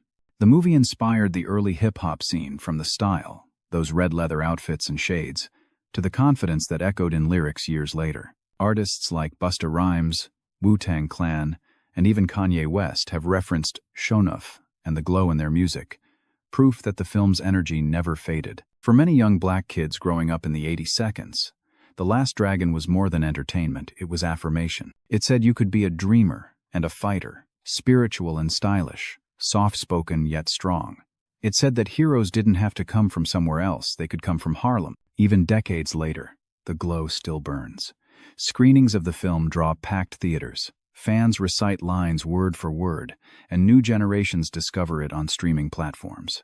Its message to find your inner light even when the world doubts you remains as powerful today as it was in 1985. Tragically, many of the film's stars, Vanity, Julius Carry, and Leo O'Brien, left the world far too soon. But their spirit, their art, and their glow continue to inspire, because The Last Dragon wasn't just about kung fu or music, it was about transformation. It was about finding your light in the dark. And that glow, it still shines. There are stories that fade with time, and then there are those that burn forever, glowing softly in the hearts of those who remember. The Last Dragon is one of those stories. It was never just a movie about kung fu or Motown or Harlem. It was a celebration of rhythm, of soul, of the belief that greatness lives within us all. Berry Gordy's dream gave us heroes who looked like us, sounded like us, and fought not just with fists, but with faith. Leroy Green taught us that power doesn't come from rage, it comes from peace. Vanity's Laura Charles reminded us that beauty can be strength, that love can heal. Julius Carry's Shonuff showed that even the villain can become legend, larger than life, immortal in swagger and style. And Leo O'Brien, that bright young spark of Harlem, embodied youth, hope, and the promise of tomorrow. Their stories didn't end when the cameras stopped rolling. In life, they faced struggles, demons, and heartbreaks far greater than any movie villain. But their light, their glow remains. Vanity found redemption in faith before her passing. Julius Carry left a legacy of laughter and inspiration on and off screen. Leo O'Brien, though gone too soon, lives forever through every fan who still smiles when Richie cheers, "Go, Leroy." It's strange how film and fate intertwine, how one story, one cast, can capture an era's spirit so perfectly. The Last Dragon continues to inspire dreamers, musicians, and fighters who search for their own glow in a world that often feels dark. Because that's the real secret. The glow isn't something you find, it's something you become, and as long as we remember them, their light will never die. Rest in power, Vanity. Rest in power, Julius Carry. Rest in power, Leo O'Brien. The glow lives on. Before the lights, before the fame, before the world called him a genius, there was a woman whose voice could stop Ray Charles in his tracks. Her name was Margie Hendricks. To hear Margie sing was to feel the walls of the church tremble. Her voice wasn't just powerful, it was dangerous. It carried pain, joy, lust, and salvation all in one breath. When she hit a note, it was like she was daring God himself to listen. Ray once said, "Aretha, Gladys, Etta, they can all sing, but none of them can touch Margie." And he meant it, because behind every note of "Hit the road, Jack," behind the scream of "Nighttime is the right time," there was Margie's fire, fierce, unfiltered, unforgettable. She was the heartbeat of Ray Charles's sound, the woman who made gospel sound sexy, who gave rhythm and blues its soul. But like many bright flames, hers burned too fast, caught between love, fame, and addiction. Margie's story became a song of brilliance and heartbreak, a voice too pure for the life she was trapped in. This isn't just another story about a backup singer. This is the story of the woman who stood next to a legend, matched him note for note, and paid the price for loving him. Margie Hendricks, the voice that built a sound, and the soul that the world forgot. Statesboro, Georgia, in the 1,930 seconds, was a place of red clay roads, wooden porches, and Sunday mornings filled with gospel choirs that could shake the walls of heaven. It was here that Margie Hendricks first opened her mouth to sing, and the whole town stopped to listen. Born on the 13th of March, 1935, Margie grew up in a modest family that didn't have much, but what they did have was faith and music. The church was their world, the kind of place where voices rose to heal pain that had no other medicine. Margie's voice wasn't just another voice in the choir. It commanded attention. Even at 9 years old, people said her singing could make a grown man cry. By the time she was a teenager, Margie could play piano, lead the choir, and arrange harmonies like a seasoned musician. She studied the greats, Mahalia Jackson's power, Sister Rosetta Tharpe's grit, and the emotion of Bessie Smith. But she wasn't trying to copy them. She was trying to find herself. And deep inside, she knew the church could only hold her for so long. At 18, Margie packed a small suitcase, hugged her mother goodbye, and boarded a bus to New York City, chasing a dream that seemed impossible for a black girl from rural Georgia. Her sister Lula was already living there, working long hours, and welcomed Margie into her small apartment in Harlem. New York in the early 50 seconds was electric. Every block carried music, doo-wop groups under streetlights, jazz spilling from basements, gospel choirs rehearsing for Sunday. For Margie, it felt like freedom. She enrolled in vocal lessons to refine her raw power. Her teacher, amazed by her natural tone, told her, "Child, you don't sing from your throat, you sing from your soul." Margie smiled. That's all she ever knew how to do. Soon after, she met Jesse Stone, a talented composer and producer who recognized something rare in her, that blend of gospel fire and raw sensuality that would later define her sound. Jesse introduced her to a young girl group called the Cookies, who were then looking for a new member. Margie's audition didn't just impress them, it stunned them. The minute she opened her mouth, it was like sunlight bursting through a storm. She became their heartbeat. Under Jesse Stone's guidance, the Cookies began recording background vocals for some of the biggest names at Atlantic Records: Laverne Baker, Chuck Willis, Ruth Brown, the Cadillacs. Margie learned how to blend, how to improvise, how to give emotion without stealing the spotlight. Her gospel roots fused perfectly with the R&B rhythm that dominated the city's sound. The studio became her second church, the microphone, her pulpit. But success didn't come easy. The Cookies were loved in the industry but invisible to the public. They sang behind the stars but never got their own headline. Margie didn't complain, though. She was soaking up every moment, studying how sessions worked, how to phrase a lyric so it lingered, how to deliver a note that cut straight to the bone. Outside the studio, Margie lived the life of a young woman on the rise. She'd go out to Harlem clubs, dressed sharp, dancing to live bands. She was confident, funny, a little wild, never afraid to speak her mind. That fire in her personality matched the fire in her voice. By 1956, the Cookies had started to make a name for themselves in the business, enough for word of their talent to travel. And somewhere across the city, another musician was listening. Ray Charles, a rising star at Atlantic Records, was searching for something new, a sound that could merge gospel's passion with the pain of the blues. The first time he heard the Cookies, he stopped mid-rehearsal and asked, "Who's that woman singing like the Holy Ghost got hold of her?" That woman was Margie Hendricks. And soon, their worlds, his darkness, her fire would collide in a way that would change both of their lives and the sound of American music, forever. The first time Ray Charles met Margie Hendricks, the air in the studio changed. He couldn't see her, but he could feel her, that kind of electric presence that fills a room before a single note is sung. She laughed loud, talked fast, and when she sang, it was like every pain and pleasure in her life came rushing through the microphone. Ray was already a star on the rise at Atlantic Records. Songs like I Got a Woman and Hallelujah, I Love Her So had made him famous, but what he wanted next was something deeper, something dangerous. And in Margie, he found it. At first, she was just another singer he hired.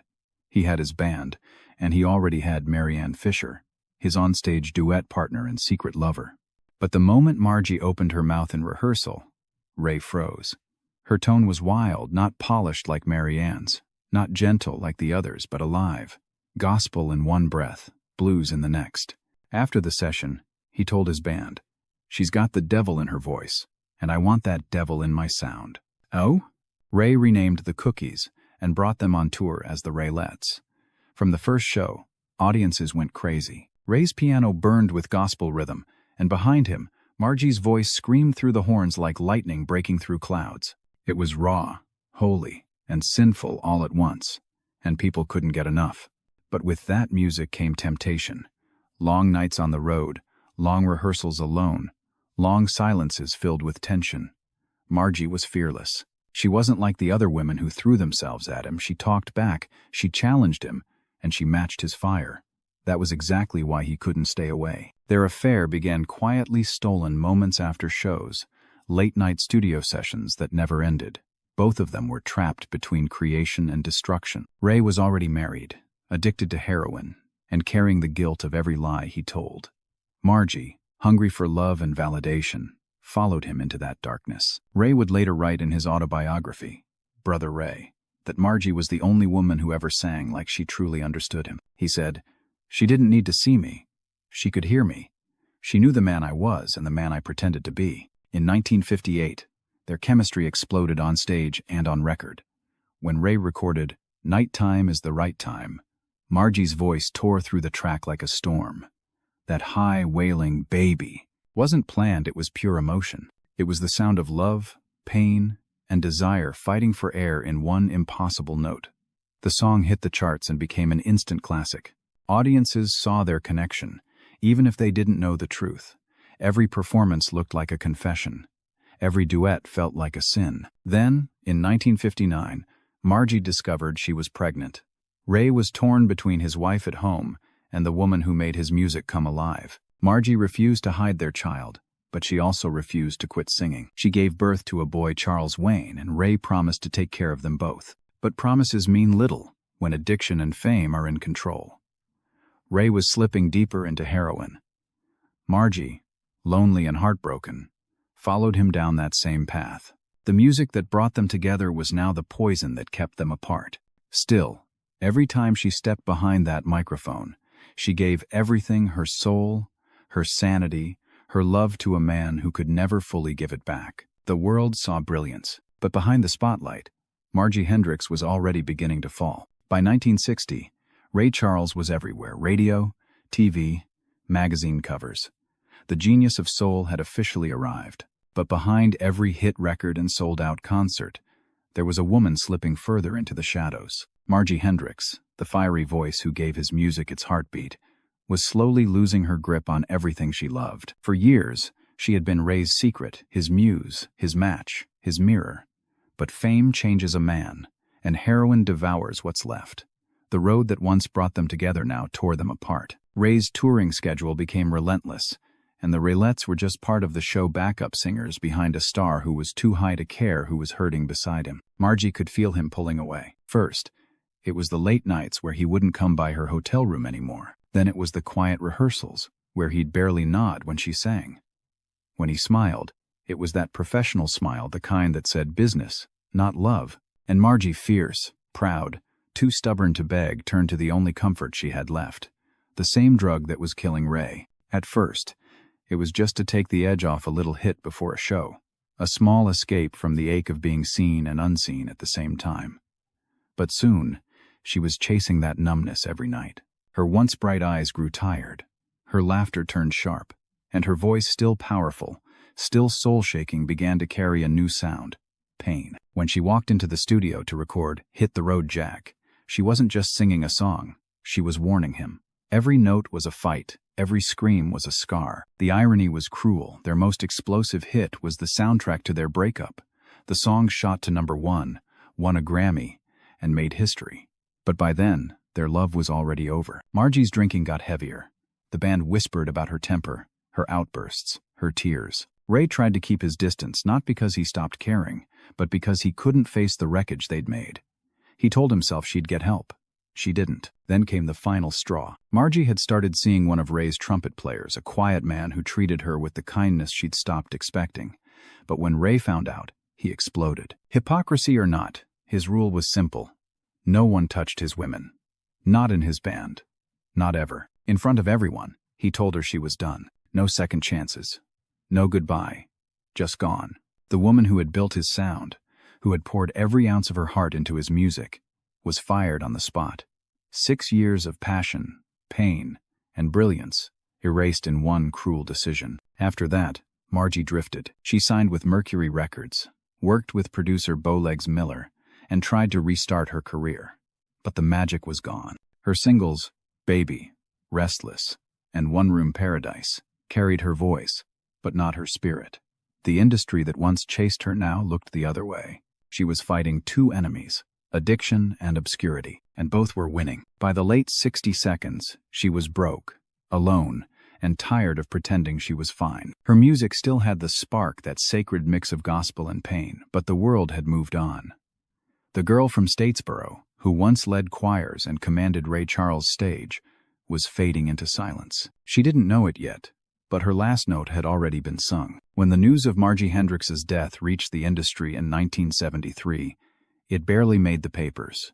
No headlines, no tributes, no flowers from record executives, just a short note: former Raylette, dead at 38. For a woman whose voice had once set the stage on fire, the silence was deafening. But legends don't need applause to live forever. Margie's story didn't end in that small apartment, or with the heroine that stole her last breath. Her legacy was already written in every note she ever sang beside Ray Charles, in every tear she made the audience feel, in every gospel run that echoed through the next generation of soul singers. Ray never forgot her. He couldn't. Whenever he performed "Nighttime is the Right Time," his head would tilt just slightly toward the microphone during her part, that ghostly scream of "baby" that only she could deliver. He once told a reporter, "You can find a better singer, maybe, but you'll never find one who meant it more than Margie." In truth, Margie Hendrix gave Ray Charles something no songwriter or producer ever could: emotion without filter. She was the raw edge that turned his music from polished rhythm and blues into something deeper, dirtier, more human. Their chemistry redefined what soul music could be: the collision of faith and sin, of love and suffering. Every singer that came after her, from Aretha Franklin to Gladys Knight, carried a piece of that blueprint. Margie's gospel grit and fearless delivery opened the door for women in soul to sound real, to scream, to testify, to hurt. Before Margie, most female backup singers were expected to stay polite. After Margie, they could burn the room down. But her influence went beyond sound. Her story, the brilliance, the heartbreak, the struggle with fame and addiction, became a cautionary tale in an industry built on using talent until it collapses. She was one of the first women in soul music to live publicly through both triumph and tragedy, long before the world had words like mental health or rehab. Oh, when the movie Ray premiered in 2004, audiences finally saw her through Regina King's fierce portrayal. The world remembered the woman behind the wail. King said later, "There wasn't much written about her, so I listened to her voice. That's where the truth was. And that's where it still is in the recordings that never die." Songs like "Hit the Road Jack" and "Nighttime is the Right Time" have been played millions of times, but Margie's voice in them feels brand new every listen: raw, painful, alive. That's the kind of immortality that charts can't measure. Her son, Charles Wayne Hendrix, lived with that shadow, the son of two people who changed music and destroyed each other in the process. He would later say in interviews, "I never got to know my mother, but I feel her when I hear her sing." Oh. In the end, Margie Hendrix didn't get statues or Grammy tributes, but she didn't need them. Her power was never in fame, it was in feeling. In her 38 years, she gave the world more honesty than most artists do in a lifetime. She sang like every note might be her last. And, in a way, it was. But her voice, that holy scream, that sacred fire still burns in the heart of soul music. Because every time Ray Charles shouted, "Tell the truth," it was Margie who had already taught him how. Some stories fade quietly. Others, like Margie Hendrix's, echo long after the final note. She came from a small church in Statesboro, Georgia, chasing a dream that was bigger than the world she knew. And for a few bright, burning years, she was that world. On stage beside Ray Charles, Margie didn't just sing, she testified.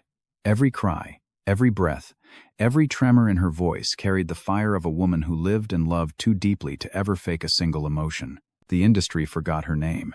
The headlines never told her story. But real soul fans, the ones who listen with their hearts, they remember. Because when you hear that thunderous "baby" in "Nighttime is the Right Time," you're not just hearing a backup singer. You're hearing a woman who turned her pain into power. Margie Hendrix lived fast, loved hard, and burned out before her time. But what a flame she left behind. Her story is a reminder that genius doesn't always wear gold records, that pain and beauty often live in the same breath, that sometimes the people who stand just behind the spotlight shine the brightest of all. So the next time you hear Ray Charles shout, "Tell the truth," remember Margie. Remember the woman who did. Because the truth is this: soul music was never about perfection. It was about feeling, and no one not before, not since ever felt it like Margie Hendrix. Her song is over, but her voice, that fire, that ache, that truth, will echo forever. In the heart of Waco, Texas, under the sticky summer sun, a young boy with a voice too big for his body stood before a trembling church crowd. The choir went silent. The piano stopped. And then he sang. That voice, clear, golden, soulful, filled the room like light through stained glass. Even grown men wiped their eyes. His name was Tony Thompson, and even at 10 years old, he sang like he'd already lived a lifetime of heartbreak. By 16, Tony would lead one of the hottest R&B groups of the 90 Seconds High Five. Their hit, "I Like the Way," "The Kissing Game," wasn't just a song. It was a generation's soundtrack. It played in roller rinks, on bedroom radios, at high school dances. Tony's voice defined young love. But the higher he climbed, the darker the shadows grew. Fame came fast. Money came slow. And behind the smiles on album covers were contracts, pressure, and the quiet war of addiction. By the time the lights faded, Tony's story would become one of the most heartbreaking in R&B history, a reminder that talent can take you to the stars, but pain can pull you right back down to earth. On a June night in 2007, back in the same Texas T, the boy who sang about love had lost the fight for his own life. This is the rise and fall of Tony Thompson, the voice that made the world feel young again, and the silence that followed. Before the gold records, before the flashing cameras, there was just a skinny boy from Waco, Texas, chasing sound. Tony Thompson wasn't born into fame, he was born into music. His earliest memories were hymns echoing through wooden church walls, the smell of Sunday dinners, and the clapping hands of a congregation that couldn't believe that kind of voice could come from someone so young. By the time Tony was 8 years old, his voice already carried the weight of a grown man's soul. He sang in the youth choir, belting notes that made older singers turn their heads. It wasn't long before people in town began whispering, "That boy's going to be a star." He didn't chase trouble, he chased microphones, talent shows, school events, local fairs. Everywhere there was a stage, Tony was on it, and every time, he won. But for Tony, it wasn't about trophies. It was about the feeling, that moment when a crowd gasped after he hit a note so clean, so perfect, it felt like a message from heaven. That's when he knew this was what he was born to do. At home, Tony dreamed big. He watched Michael Jackson on TV and studied every move, every breath, every note. He wanted to dance like him, sing like him, be like him, not for the fame, but because he saw in Michael a reflection of what was possible for a young black boy with a dream. One night, while performing at a small event in Waco, Tony met a local singer named William Walton, part of a group called Adore, the first R&B act from Waco to land a deal with Jive Records. Walton saw in Tony what everyone else saw: raw, unstoppable talent. He made a promise: "If I ever make it, I'll come back for you." And he did. Months later, Walton introduced Tony to two New York music managers, Vinnie Bell and Robert Ford, who were searching for the next teenage sensation, someone who could carry the soul of Michael Jackson with a fresh new edge. When Tony sang for them, the room froze. They didn't hear a kid. They heard a star. Within weeks, Tony was flying to New York, meeting producers, and recording demo tapes. For a boy who once sang in a Texas church, it felt like stepping into another universe. He brought along his friends Toriano Easley and Russell Neal, two other young singers with big voices and even bigger dreams. Together, they called themselves the Playmates. They were raw, hungry, and fearless. Soon, they caught the ear of Jive Records, the same label that would later sign legends like Britney Spears and NSYNC.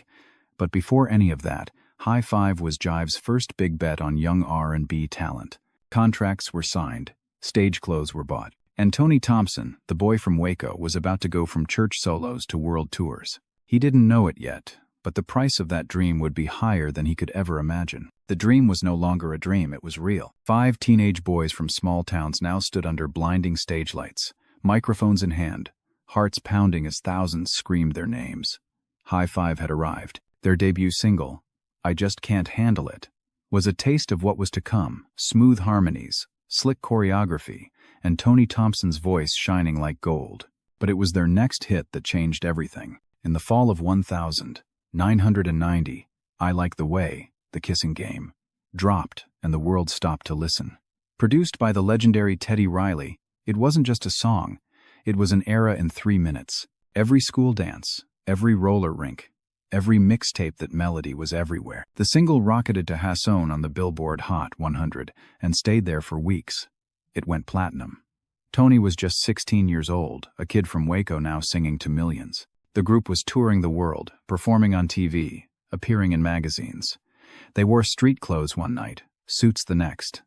They were cool, clean, and untouchable. But behind the cheers and camera flashes, reality was colder. They were still kids balancing fame with homework, cameras with tutors. While fans saw perfection, inside the group things were already starting to break. Just as their careers were taking off, tragedy struck. One of the founding members, Toriano Easley, was arrested for murder.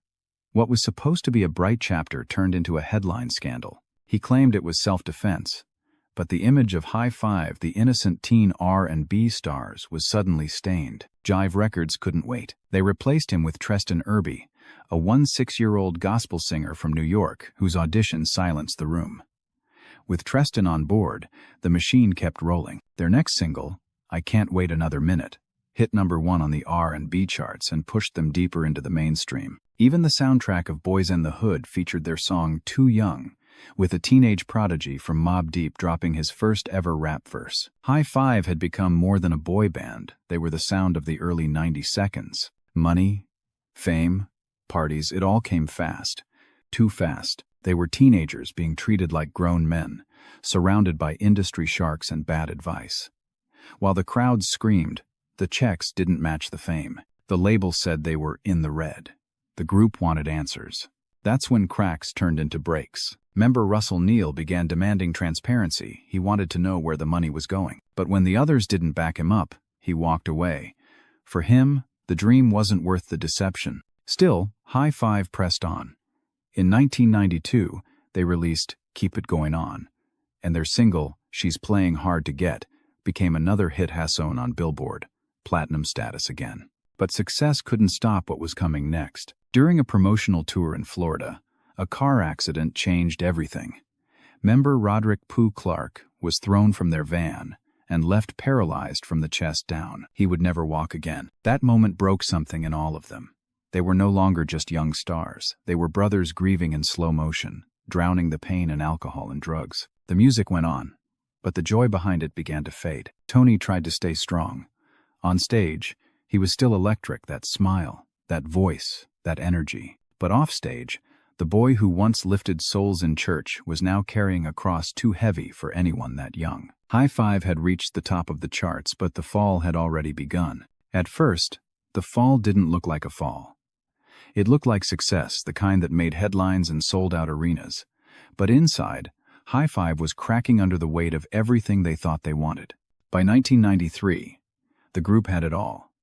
Hit records, platinum plaques, fame on both coasts. But fame is a strange thing. It gives you everything, and then quietly takes it back. Tony Thompson, once the shy kid from Waco, was now the face of teenage R&B. His voice had become the heart of every slow jam, every prom night memory. But behind the velvet tone and charming smile, Tony was exhausted from the endless travel, from the pressure, from pretending everything was okay. The group released their third and final album under Jive Records, Faithful. It had everything: lush harmonies, grown-up lyrics, real soul. The single, Never Should Have Let You Go, even landed on the Sister Act 2 soundtrack. But the label didn't push the record. Promotion was half-hearted, money was tight, and the group's chemistry had faded. Still, Tony carried on. He had always been the glue, the one who smiled for the cameras, who sang through the heartbreak. But when Jive Records approached with a new deal, a solo contract, the pressure on him doubled. For years, labels had whispered in his ear, "You don't need them, Tony. You're the star." And maybe he believed it. By 1995, High Five had left Jive and signed with Giant Records. The plan was simple. Tony would release his solo debut, Sensational, and then the group would follow with a new album. It sounded fair. It sounded smart. But it wasn't. Giant Records didn't care about the group, they wanted Tony. He was their next big R&B bet, their potential new Usher. They poured money into his solo project, hiring top-tier producers Teddy Riley, Babyface, Al B. Sure, even Puff Daddy and Missy Elliott worked on tracks. The album was good too, good to fail. But it did. When Sensational dropped, it barely made a dent on the charts. The single, I Wanna Love Like That, reached the top 20, but sales didn't follow. Giant Records pulled the plug, dropping Tony and High Five altogether. The dream had turned cold. The fall hit Tony hardest. He'd been groomed for stardom, told his voice would carry him forever. But when the spotlight dimmed, the silence was unbearable. He turned to what so many broken stars turn to: drugs. Cocaine, heroin, anything to numb the noise. Old bandmates tried to help. Rehab was suggested. Promises were made. But addiction doesn't care about gold records. It doesn't care about legacy. It just takes. Meanwhile, the rest of High Five scattered. Some took regular jobs. Some stayed in music. Others, like Russell Neal, drifted into darker paths. The brotherhood that once made them unstoppable had turned into a painful memory. Tony tried one more time. He signed briefly with Bad Boy Records, hoping Puff Daddy could revive his career. But his habits and his heartbreak followed him. The deal collapsed before it even began. By the early 2000s, Tony was living back in Waco, far from the lights, far from the fans who once screamed his name. The boy who sang about love was now singing only to himself. But deep down, Tony never stopped dreaming. He started his own label, In-Depth Records, and even planned a new High Five reunion. He believed, against all odds, that he could come back, that his voice could rise again. But sometimes, life doesn't give second chances. Tony Thompson's story was no longer about fame. It was about survival, a fight between the voice that made him famous and the silence that haunted him. The fall was complete. But tragedy hadn't finished with him yet. By 2007, Tony Thompson was no longer the teenage superstar who had made the world fall in love with the kissing game. He was 31 years old, older, quieter, and tired from years of fighting his own demons. The spotlight that once chased him had faded, but deep inside, Tony was still chasing one last dream, a comeback. He had formed a new label, In-Depth Records, and assembled a brand new version of High Five. He said he wanted to bring back that real R&B sound, the harmonies, the heart, the soul that had defined his youth. In interviews, his voice still carried a spark. "I've been through things," he said, "but the music never left me. It's still here." He released a project titled The Return in 2005, featuring collaborations with Houston rap icons like Bun B, Paul Wall, and Mike Jones. But instead of celebration, controversy followed. The original High Five members filed a cease and desist order, claiming rights to the group's name. The public feud spilled onto radio shows, even Wendy Williams, where Tony and former bandmate Treston Irby argued on air. The man who once sang about love was now fighting just to be heard. Behind the scenes, Tony was struggling. The drugs were still there, the old ghosts that never really left. Friends said he wanted to quit, that he was trying to get clean, that he still dreamed about one more shot at music. But pain, fame, and addiction are a cruel mix. Then, On the 1st of June 2007, the music stopped. Around 10 p.m. that night, security guards at an apartment complex in Waco, Texas, Tony's hometown, discovered his body near the air conditioning units behind the building. The scene was silent, the night heavy with summer heat. Tony Thompson was gone. He had been huffing Freon, a dangerous chemical found in air conditioners, a desperate act used by some addicts to get high. The coroner's report found no other drugs or alcohol, only traces of methadone, a medicine meant to help people fight heroin addiction. That detail broke everyone's heart. He had been trying. He was fighting to stay clean, to start over. He died alone, just a few miles from where his story had begun, the same boy who once sang in church choirs, who made millions of people smile with a single note. When the news broke, fans didn't believe it. How could someone with that much light vanish so quietly? Former bandmates like Marcus Sanders and Treston Irby were devastated. They had just reconnected with Tony, talking about reuniting, recording again, healing old wounds. They said he sounded hopeful, ready, but hope can be fragile. After Tony's death, High Five seemed cursed.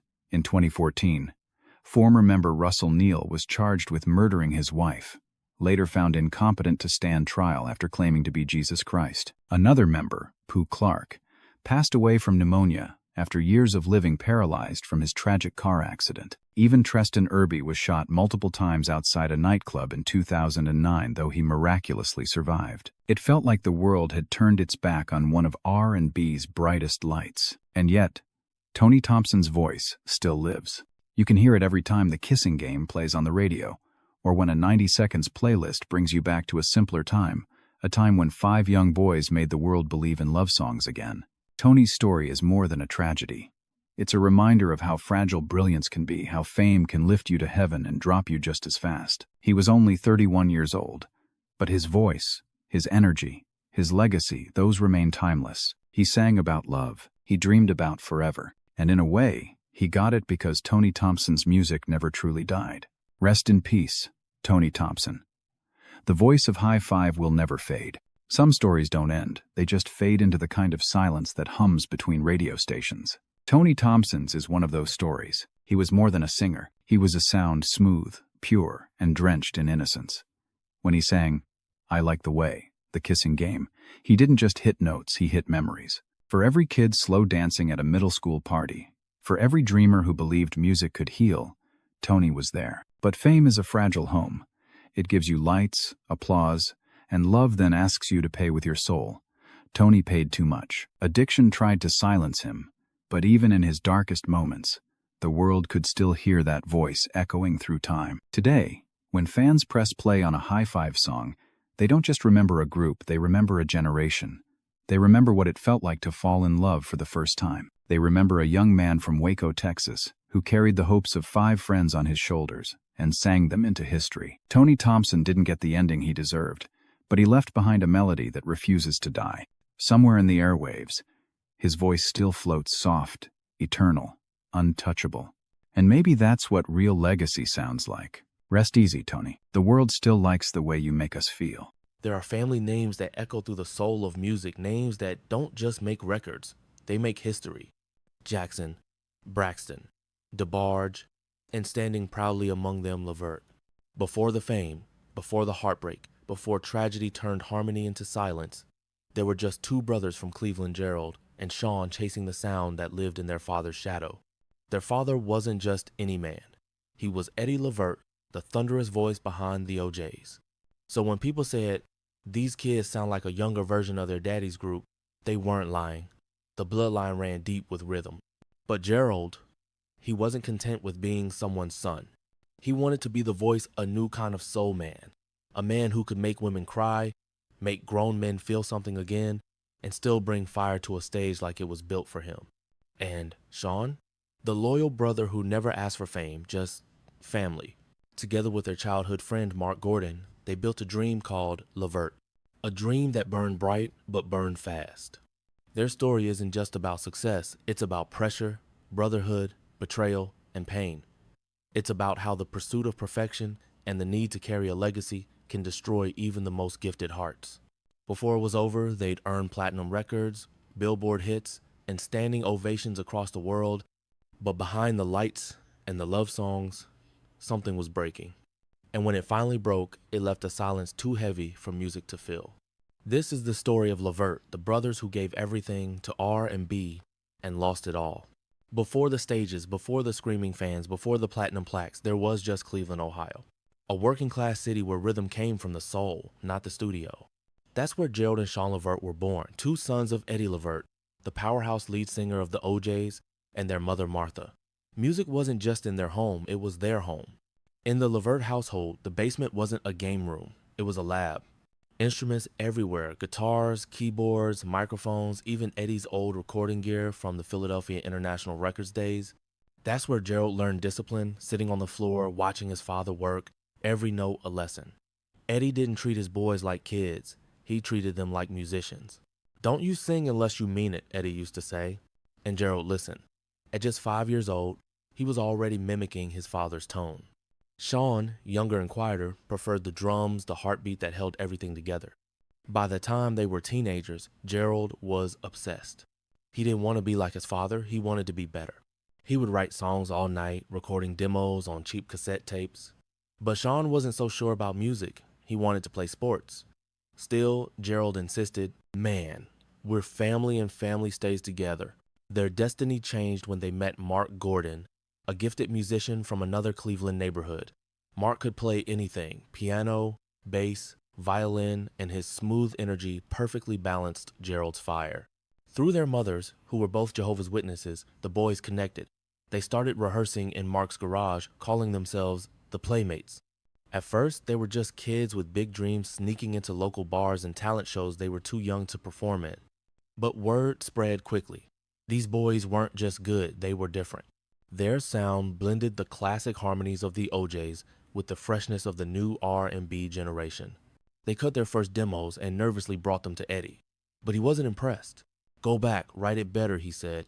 And they did over and over again. Finally, when he heard the spark he was waiting for, Eddie called up his old industry friends. But no label would take them. The industry said the same thing. They sound too much like the OJs. So Eddie did what fathers do, he made a way.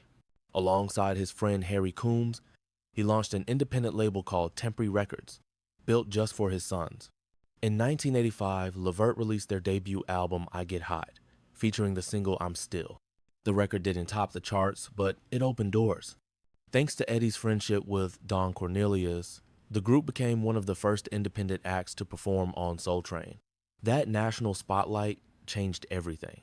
Soon after, Atlantic Records executive Ennis Caldwell saw them performing in Washington, D.C. He didn't just hear their music, he saw the future. Within weeks, the trio signed to Atlantic Records, and under the guidance of music executive Sylvia Rhone, they went from local talent to national stars. And when they dropped their 1986 album Bloodline, the hit Pop, Pop, Pop, Goes My Mind shot straight to #1 on the R&B charts. Just like that, the sons of the OJs had become legends of their own. The Levert era had begun. By 1986, Levert was no longer a dream, it was a movement. 3 young men from Cleveland, once rehearsing in a basement, were now on stages across America. Their first major label release, Bloodline, was more than an album title, it was a declaration. It meant heritage, it meant legacy, and when Pop Pop Pop, Goes My Mind hit #1 on the R&B charts, it didn't just make them famous, it made them believers. Suddenly, the sons of the OJs weren't just standing in their father's shadow, they had carved out their own spotlight. Audiences couldn't get enough. Gerald's voice had that raw emotional fire, smooth as silk, 1 second, thunderous the next. He sang like every lyric came straight from his soul. Sean, on drums and harmonies, gave the music its heartbeat. And Mark Gordon, quiet but precise, handled production and arrangements with genius-level focus. When they performed on stage, it was magic. Matching suits, synchronized moves, sweat pouring from their faces under the stage lights, pure old-school showmanship fused with youthful swagger. Gerald commanded the mic like a preacher at a revival. He didn't sing to the crowd, he sang for them, with them. Every woman in the audience believed he was singing just for her. In 1987, they released The Big Throwdown, the album that changed everything. And its lead single, Casanova, turned them into international stars. That song was lightning in a bottle, a mix of soul, funk, and pop that could make grandmothers dance and teenagers fall in love. It hit number 1 on the Billboard R&B charts, number 5 on the Hot 100, and earned them a Grammy nomination. It even crossed oceans, charting in the UK and being featured in the film Fatal Beauty starring Whoopi Goldberg. For the first time, Levert wasn't just another R&B act. They were cultural icons. The group began touring with the biggest names of the time: New Edition, Tony, LL, Cool J, Cameo, Salt and Pepper, and Troop. Everywhere they went, fans would line up for hours just to see them perform Casanova. And behind the scenes, Gerald's creativity exploded. He wasn't just writing for Levert anymore, he was producing for other artists under their new production company, Treble Productions, Levert spelled backwards. He worked with Mickey Howard, Troop, and even helped shape songs that would define late 80 seconds R&B. By 1988, they released Just Coolin', an album that proved they weren't slowing down. The title track, featuring Heavy D, became a milestone in music history, the first official collaboration between an R&B group and a rapper. The fusion of smooth harmonies and hip-hop rhythm paved the way for a whole new sound that dominated the 90 seconds. It was bold, it was fresh, it was Levert. That same year, their song, Addicted to You, was featured on the Coming to America soundtrack, and by now, the trio were household names. They weren't just singers, they were storytellers of love, heartbreak, and desire. Every track carried Gerald's fingerprints, his perfectionism, his passion, his pain. But behind the applause, cracks were beginning to show. The pressure of fame, the endless touring, the need to outdo every previous success, it began to weigh on the group. Gerald was becoming the star everyone talked about, and while Sean and Mark loved him like a brother, they couldn't ignore that the spotlight was drifting toward him alone. Still, in 1990, they released another hit, Rope-A-Dope Style, with the single Baby I'm Ready reaching number 1 on the R&B charts. It was another triumph, another gold record, another reminder that Levert was unstoppable. Or so it seemed. The truth was, Gerald was restless.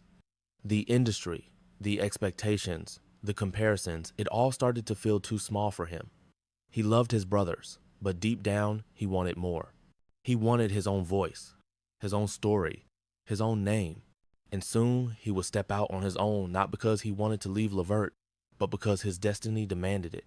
The glory days were shining bright, but just beyond the lights, a shadow was waiting. By the early 1990 seconds, Gerald Levert had become a force of nature, the voice, the soul, the heartbeat of an entire R&B generation. But for Gerald, success was never enough. He didn't just want to sing love songs, he wanted to own the music, to write it, produce it, live it. After Rope-A-Dope Style, Levert was still riding high, but the whispers were growing louder. Gerald's the real star. Gerald doesn't need the group anymore. And deep down, even Gerald started to believe it. So, with the blessing and quiet heartbreak of his father, Eddie Levert, Gerald signed a solo deal with East West Records, a branch of Atlantic. It was a risky move, but Gerald had something to prove, that he could carry his own name without the shadow of Levert or the OJs. In 1991, he released his debut solo album, Private Line. The title track was smooth, sultry, pure Gerald, but the real gem was Baby Hold On to Me, a duet with his father. That song became more than a hit. It was a moment. A father and son, 2 generations of soul, standing side by side, carrying the same torch. It went straight to number 1 on the R&B charts and sold over 1 million copies. Gerald had done it. He was no longer Eddie Levert's son. He was Gerald Levert superstar. But fame, like fire, always burns twice as bright before it fades. While Gerald was climbing to new heights, the bond between the 3 members of Levert began to strain. Mark and Sean wanted the group to stay united. Gerald, meanwhile, was being pulled in every direction, writing for Barry White, Mickey Howard, Men at Large, Teddy Pendergrass, and even the Rude Boys, whose hit Written All Over Your Face shot to number 1. Gerald was everywhere, in studios, on tour, on magazine covers. He was unstoppable until the exhaustion started to set in. He didn't sleep much. He barely ate. He was producing for others in the daytime, recording for himself at night. His work ethic was unmatched and unhealthy. Friends would tell him, "G, "You gotta slow down." He'd just smile and say, "I'll rest when I win that Grammy." Then came 1993's For Real Though, a Levert reunion album that reminded fans the Brotherhood was still alive. But even with gold records and radio hits, things weren't the same. Fame had changed them all, especially Gerald. He followed up with his second solo album, Groove On. In 1994, a platinum success, filled with smooth bedroom anthems and heartbreak ballads. His voice was richer, his lyrics deeper. But behind those lyrics was pain, heartbreak, stress, and loneliness. He dated stars like Mickey Howard, Candy Burris, and Kim Whitley, but love never stuck. He gave his heart to the stage and left nothing for himself. By the late 90s, Gerald's legacy was solidified. He joined forces with Keith Sweat and Johnny Gill to form the R&B supergroup LSG, releasing Levert Sweat Gill in 1997. The single My Body ruled the charts for 7 straight weeks and went double platinum.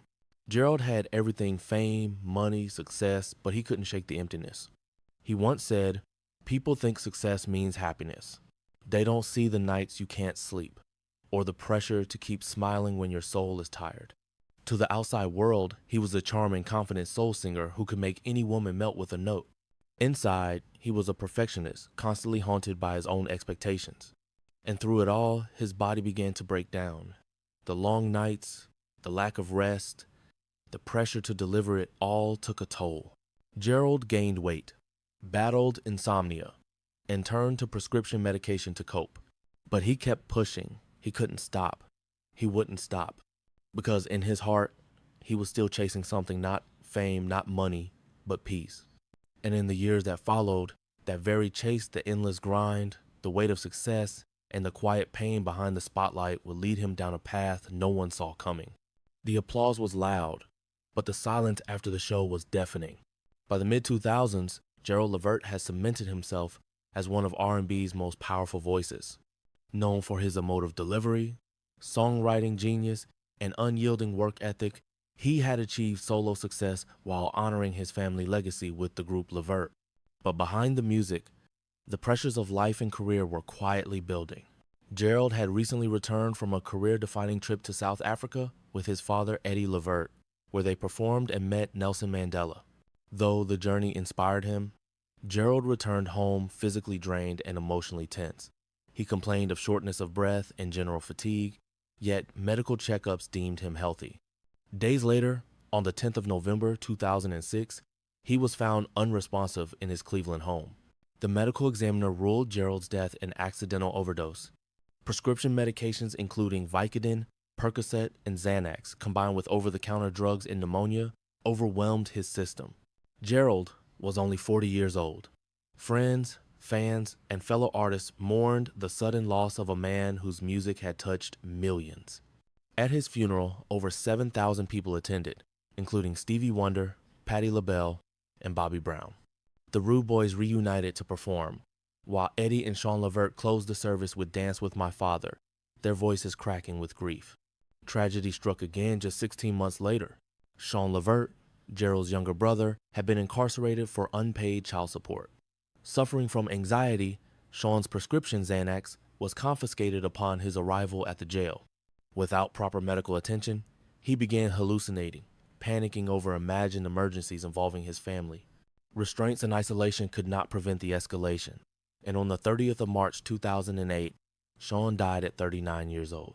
The autopsy cited complications from heart disease, sarcoidosis, and Xanax withdrawal, but experts believe the jail's mishandling of his medication directly contributed to his death.